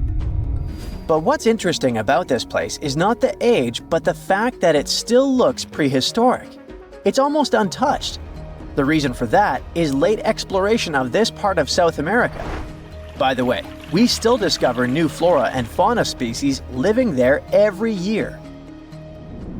For a mountain, it's relatively short, only 9,220 feet. There are cities located at a higher pitch above sea level, say La Paz in Bolivia, whose elevation is 11,940 feet. So people could be living in the area of Mount Roraima too, despite its hard-to-get location. But there's a twist to it. The Pemon people are the original inhabitants of this region, and they have an incredibly rich tradition of myths. For instance, their mythology features deities that live on the Tepui, which are flat-topped mountains found in the grasslands. These mountains are considered sacred and are off-limits to the living since they're believed to be the dwelling places of ancestor spirits known as Mawari. So, there are traditions that restrict living in this area, but still, some sources claim that local communities do dwell there. But, obviously, modern problems lie not only in the spirits, but in very much limited job opportunities there. However, guided tours are actually available. So what will you see if you ever dare to visit this place? At the base of the mountain lies an evergreen rainforest featuring trees that range in height from 82 to 150 feet, with some specimens reaching up to 200 feet. Some of them are endemic for sure, meaning that it's the only place in the world where you can find them. Like, you can find orchids as large as a medium-sized tree. It's not a surprise because due to the remoteness of this place, species here may have followed a completely different evolutionary trail, unlike most of the flora and fauna on our planet. Next, you have all the chances to stumble upon a waterfall at the base of Roraima that's been flowing for millions of years. Fun fact, there are no rivers on Roraima summit, but the rainfall seeping through the porous rocks create this incredible view. All combined together make it look like some lost world, right? By the way, Sir Arthur Conan Doyle was inspired by Tepui, these tabletop mountains, when he was writing his The Lost World novel. Yep, it's not only Sherlock he was famous for. Among these natural wonders, Roraima stands out as the most accessible Tepui. There are more similar formations, but they're way less trek-friendly. Yeah, amongst other mountains, Roraima may be the easiest to get to, but still, it is very hard to get there, even taking into account all the modern technologies. So, how did the discovery happen? Hard to say for sure, but there is a theory backed up by official records. Back in the 16th century, here was this Sir Walter Raleigh. Look at his fancy collar and mustache. He was one of the most important people during the Elizabethan period. In 1594, he got to know about a great golden city near the Caroni River. That idea stuck in his mind. Maybe it was something like a get-rich-quick scheme for him. Anyways, 1 year later, he went to explore what is now Guyana and eastern Venezuela, and he described precisely Mount Roraima. On March 22, 1595, an English fleet led by Walter Raleigh showed up off the coast of Trinidad. Raleigh tried to make nice with the Spanish settlers there by trading and even inviting them aboard his ships for some entertainment. After a few drinks, the Spaniards opened up about a person having some particular activities in Guyana, sharing insights about the land's geography and the treasures they believed were hidden inland. Fast forward to April 7th, Raleigh pulled off a surprise attack on the town of San Jose and managed to capture this very person. After squeezing him for information, Raleigh declared his own plan to head into Guyana on a quest for the legendary Golden City. Since his ships couldn't navigate the narrow channels of the Orinoco Delta, Raleigh had his carpenters modify one of them, likely a galleass, to only draw 5 feet of water. This ship could carry 60 men, while another 40 were split among smaller boats. Progress was slow as they navigated through the delta, getting lost in what Raleigh described as a labyrinth of rivers. Eventually, they made their way to the Caño Manamo, and then into the main Orinoco River. A bit further upstream, where the Orinoco meets the Caroni, Raleigh encountered a native chief named Topiawari, and they hit it off. Topiawari revealed that his people had been pushed out of inland Guyana by a fierce tribe from the west. This fed into the prevailing belief, shared by both the Spanish and Raleigh, that El Dorado was home to runaway Incas from Peru. Topiawari also mentioned that the invading tribe was rich in gold, claiming that their nearest town, just a 4-day trek south, was the source of gold plates that were being traded far and wide. But he hinted that even finer treasures lay deeper in the land. Raleigh then made his way to the mouth of the Caroni, but strong currents halted any further progress. He sent out 2 scouting groups on land, while he led a third one. They unearthed a few shiny stones that they eagerly dug out of the ground, but most turned out to be worthless. They learned that a massive lake about 40 miles wide lay at the head of the Caroni, filled with alluvial gold. However, with no way to move forward and the Orinoco's waters rising, Raleigh had to call off the expedition, hoping to come back when conditions were better. It wasn't until 1616, over 20 years later, that Raleigh got the go-ahead from James I for a second try in Guyana. He assured the king he could retrieve a lot of gold from a mine near the Caroni that he had heard about on his earlier trip. James specifically ordered him not to clash with the Spanish, who were still controlling the Orinoco area.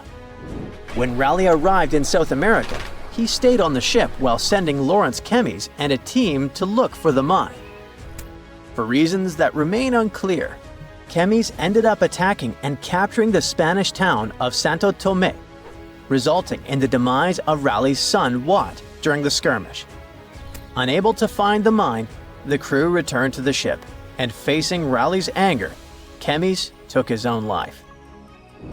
Back in England, Raleigh was put on trial for allegedly lying about the mine and trying to provoke a conflict with Spain, which ultimately led to his execution. Or maybe those were the Maori spirits who didn't appreciate the intrusion. Humans invest a lot of time and money exploring the unknown. First outer space, then the ocean floor. But there's another frontier we're trying to conquer. Scientists call it the deep frontier. I'm talking about how far down to the Earth's core we've made it so far. During the 60s, humans tried digging the deepest man-made hole on Earth. This took us deep into the Arctic Circle. What later became known as the super deep borehole is also the deepest artificial point on Earth, reaching the depth of 40,230 feet. It took 20 years to drill this far into the Earth's crust, and researchers say this is only about 1/3 of the way through to the mantle. Here's a quick anatomy of our planet. If the Earth is like an onion, the crust is like the thick skin of this onion. This part is only 25 miles thick. Beyond this is the 1,800-mile deep mantle, and after that, right at the center of the Earth, is the core, which is made up of two layers, inner and outer. Now, can you guess where on the planet the crust is at its thinnest? On the ocean floor. When American scientists understood that, they started drilling holes on the seabed. This gave way to Project Mohole. It began in 1961, but their technology to drill deep holes on the ocean was really bad. They had to improvise. They installed a system of propellers along the sides of their drill ship to keep it steady over the hole. The main challenge was to drill as vertically as possible. Otherwise, that deep hole would look more like a deep maze. Both the Kola Super Deep Borehole project and the Project Mohole came to an official stop in the years that followed. But hey, humans have built some pretty deep stuff underground. In 1963, a Turkish man took a swing with his sledgehammer to improve his basement and discovered a tunnel. That tunnel entrance led to more openings that connected a multitude of halls and chambers. He didn't know it, but he had discovered Deringoyu. This once lost city was up to 18 stories tall and 200 feet deep. The city was large enough to host 20,000 people, and it was simply standing beneath Cappadocia in Turkey the whole time. Cappadocia hosts hundreds of subterranean dwellings. 40 of these underground cities are at least 2 stories high, but none of them are as huge as Deringoyu. There's not a lot of historical accounts of how Deringoyu was born. Some speculate that the oldest part of the complex was dug about 2000 BCE by the Hittites. The Hittites were an Indo-European civilization who formed one of the first major civilizations of the Bronze Age in West Asia. Scholars think they built this underground city to protect themselves from invasion. Others think it was actually the Christians who built the city in the 1st century CE. They speculate that it could have been constructed to protect people from the intense temperature variations, extreme heat in summer and freezing cold in winter. Geographically, the terrain under Cappadocia is great for building. The rocks are soft, which makes tunneling easier. For that same reason, opening large caves underground is fragile. That's why most chambers have pillars that support them. On the bright side, and we are, none of the floors at Deringoyu have ever collapsed. The builders of Deringoyu thought of everything. The city was shut off from the world by huge rocks that hid its entrance. It was ventilated by a total of more than 15,000 shafts, around 10 centimeters wide. This way, they guaranteed enough breathing air in the upper levels in a way that they ended up being used as the living and sleeping quarters. The lower levels of this impressive maze were mainly used for storage. But honestly, they had it all: a room for a wine press, for domestic animals, small religious buildings. They certainly didn't spare any efforts to make that underground city as complete as an above-ground one. Now, speaking of impressive underground stuff, Switzerland has the longest tunnel in the world, built here on the Swiss Alps. This absurdly huge tunnel was built over 8,000 feet below the surface. Check this out. This is what the Gotthard-based tunnel looks like. The first idea to build the tunnel was put forward as early as 1947, but construction only officially began in 1999. It took them years to approve the project and then scout for the perfect location. Even so, the 73 different rock types that compose Massif turned the construction into a real challenge. Some of the rocks were as hard as granite, and others were as soft as sandstone. This meant they needed different approaches and equipment so the whole thing wouldn't crumble down. Overall, they had to excavate about 28 million metric tons of rock to make way for the tunnel. There were many other challenges to build that far into the earth.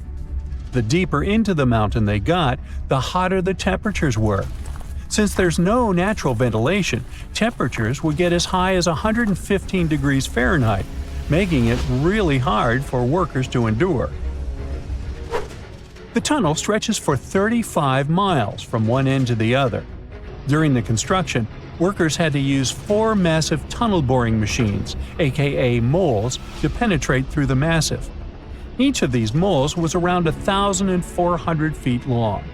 But that was one of the best things they could do, since these machines limit the disturbance to the surrounding ground and help to produce a smooth tunnel wall. You'd never guess that the world's deepest basement belongs to the Sydney Opera House in Australia. The building goes as deep underground as it grows above ground. But this basement isn't just the Opera House's foundation, it's a parking lot. This unique parking garage penetrates 120 feet underground, or 12 stories deep, while most car parks are only 4 or 5 stories deep. But that's not all that makes it unique. You see, if they decided to build a normal rectangular parking space, this would end up eliminating a bunch of possible parking spaces. And since they wanted to maximize the space they had available, they had to come up with some superb structure. First, they opened up a man-made cavern to make that dream possible. Then they had to come up with a design. That's what led to the donut-shaped cavern, or what engineers call a double helix. This design shocked the engineering community for its innovative approach. But hey, it worked. Today, there is space for over 1,000 cars down there, which seems about right for an opera house. Let's wow once again real quick. Some underground structures may take up to an hour to reach. Take this gold mine in South Africa that lies around 2.5 miles below the surface. Yeah, you may think, hey, it's just a couple of miles, why does it take an hour to get there? But the conditions are hard and it's not for the weak. But Milan Ladina, an Ecuadorian runner, even completed a half marathon there, despite temperatures reaching 104 degrees Fahrenheit, high humidity at 80%, and an atmospheric pressure of 1.4, comparable to what divers experience 5 meters under the sea. Yikes. You are lost deep within the jungle in the Yucatan Peninsula in Mexico. There are strange noises all around you, and to make it worse, the sun is setting. Soon, you'll be alone in the middle of an unknown rainforest. Guess it was a pretty bad idea to come looking for El Dorado on your own, wasn't it? You keep walking as fast as you can, when suddenly, wait! What's this you're seeing? It looks like large stairways made out of stone. This definitely doesn't look natural, so you take a picture. Maybe you didn't strike gold, but you might have just found something relevant.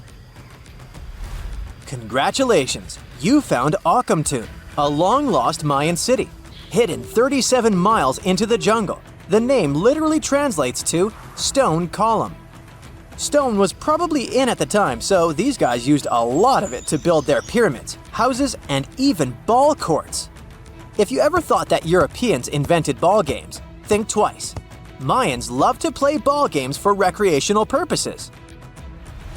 Akamtun is part of a series of other long-lost Mayan cities that are being discovered with the help of new technology nowadays. We'll talk more about the other ones in a jiffy. Perhaps the biggest surprise of this one is that it was surrounded by wetlands, which is why the city was built on high ground. The city was monumental, covering an area of over 120 acres. That would be as big as 90 football fields right next to each other. Scientists have found proof that Akamtun had pyramids of up to 49 feet high, and that it was likely an important social hub between 250 and 1000 CE. This is definitely a game changer. But lost Mayan cities began to be unearthed in the 19th century. Modern technologies, such as LiDAR imaging, help archaeologists see through dense canopies of the forests. This means that people don't really have to risk getting lost in the tropical jungle like you did at the beginning of this video. LiDAR works sort of like an X-ray. It sends out laser beams that can detect any signs of ruins or ancient constructions. According to space archaeologist Sarah Parchak, satellite imagery has been a key player in discovering ancient cities in South America, Egypt, and other places. Sarah herself spends most of her days scouring images for any signs of where there could have been cities long ago. She says that more often than not, what happens is that ruins are covered by vegetation, soil, or sand, which makes them super tricky to find. But thanks to these awesome tools, scientists also made the huge discovery of ancient Mayan causeways, which spread throughout old Mayan territories. I mean, take a look at these roadways. You'd expect to see ruins like this in places such as Portugal, England, or the United States. I'm talking about 130 feet wide roads painted white to help travelers journey through the nighttime. Scientists recently unearthed a 110-mile network of roads such as these, and they think this dates back to before the first registered Mayan highways we've known so far. These roadways, which sometimes ran over the swampy ground and were even elevated at times, are being called the world's first superhighways. Even if there is no registry of animal-powered vehicles, it's believed that the Maya used them to travel around a network of possible 964 settlements. They were built like a huge spiderweb, and from what archaeologists have gathered, this huge system of roads worked to connect a big system of economic and social interactions between Mayan cities. This completely debunks the traditional idea that the Mayan pre-classic period, which dates back to 2000 BCE, was made of small, tribal settlements. Imagine the manpower and engineering ability you need to muster to build something close to these white highways. Scientists believe that these causeways were built pretty much the same way as the Mayans built their pyramids, with a mixture of mud and quarry stone. Oh, and using several layers of limestone to make them white. That's pretty cool, right? But let's take a few steps back for a moment to get some context. The Mayans were one of the biggest pre-Columbian civilizations living in the Americas. Until now, experts believe that at its apex, the Mayan civilization consisted of over 40 cities with a population of millions of people. That's a lot of folks. Their civilization spanned Mexico's Yucatan Peninsula, Guatemala, and Belize. And they survived mainly on agriculture. The thing is, the Yucatan Peninsula was an extremely difficult place to grow crops. So the Mayans had to develop a complex irrigation system in most of their cities. They built a series of ceremonial buildings, pyramids, and plazas. The Mayans might have been keen pyramid builders, but they also developed an advanced astronomical system. With whatever ancient technology they had, they were able to predict the exact location of planets such as Venus and Mars, as well as the exact dates of eclipses. If you've ever seen examples of ancient Mayan cities, this is Tikal. Located at the heart of the Guatemalan jungle, Tikal is believed to have been the capital of the ancient Mayan conquest state. At its height, it was comparable in importance to cities such as London or New York in today's world. It's composed of a series of complex monuments. The North Acropolis is one of Tikal's most ancient complexes of monuments. Built solely by human hands around 350 BCE, it served as the resting place of kings and chiefs. Its monuments are up to 200 feet high. Back in the day, the step pyramid temples were painted a beautiful red. Mayans loved that color. Today, of course, you'll only see the limestone. Then there's Chichen Itza. It's got one of the best preserved pyramids on Earth to date. Located in Mexico's Yucatan state, this Mayan city is well over 1,500 years old. At its peak, it was home to 35,000 people. The site covers 4 square miles of land. The highlight is El Castillo, a tremendous step-like temple standing 80 feet above ground. Its most peculiar feature is that it has 91 steps up each of its 4 sides, including the upper platform, which makes for 365 steps, the same number of days as the solar year. You can see that these folks were a pretty big deal, huh? That's why nobody can really understand what happened to them. There's a big lack of evidence on the decline of this almighty empire. What could have been the cause of their demise? Was it a drought? New research in 2017 did bring some new discoveries into the mix.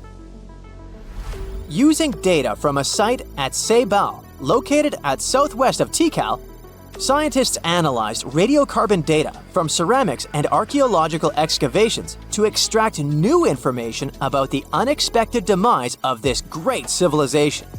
The information shows that instead of a sudden collapse, the Mayans most likely fell in waves of social instability and political crises. These events are believed to have deteriorated Mayan city centers and began causing the dispersion of the Mayan population. It's hard to pinpoint the exact causes, though. But hey, recent discoveries are shedding a big light on humanity's past. Not only about the Mayan Empire, but about other long-lost civilizations of South America. A major recent discovery in Brazil was done using satellite imaging technology and is also shocking scientists. Some images from near the Xingu River, also in the Amazon, suggest that cities of millions of people might have existed inside the jungle, way before our modern civilization ever existed. I mean, if this doesn't shock you, I don't know what will.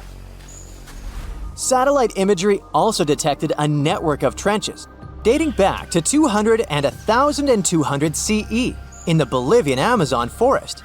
These proofs suggest settlements that could have supported around 60,000 people right in the middle of the Amazon forest. When researchers from the University of Florida went on ground to check the satellite information, they were shocked to find several mounds that were accompanied by ditches and geoglyphs. Archaeologists also found remnants of carefully designed walls centered around plazas, much like the type of construction done by the ancient Mayans.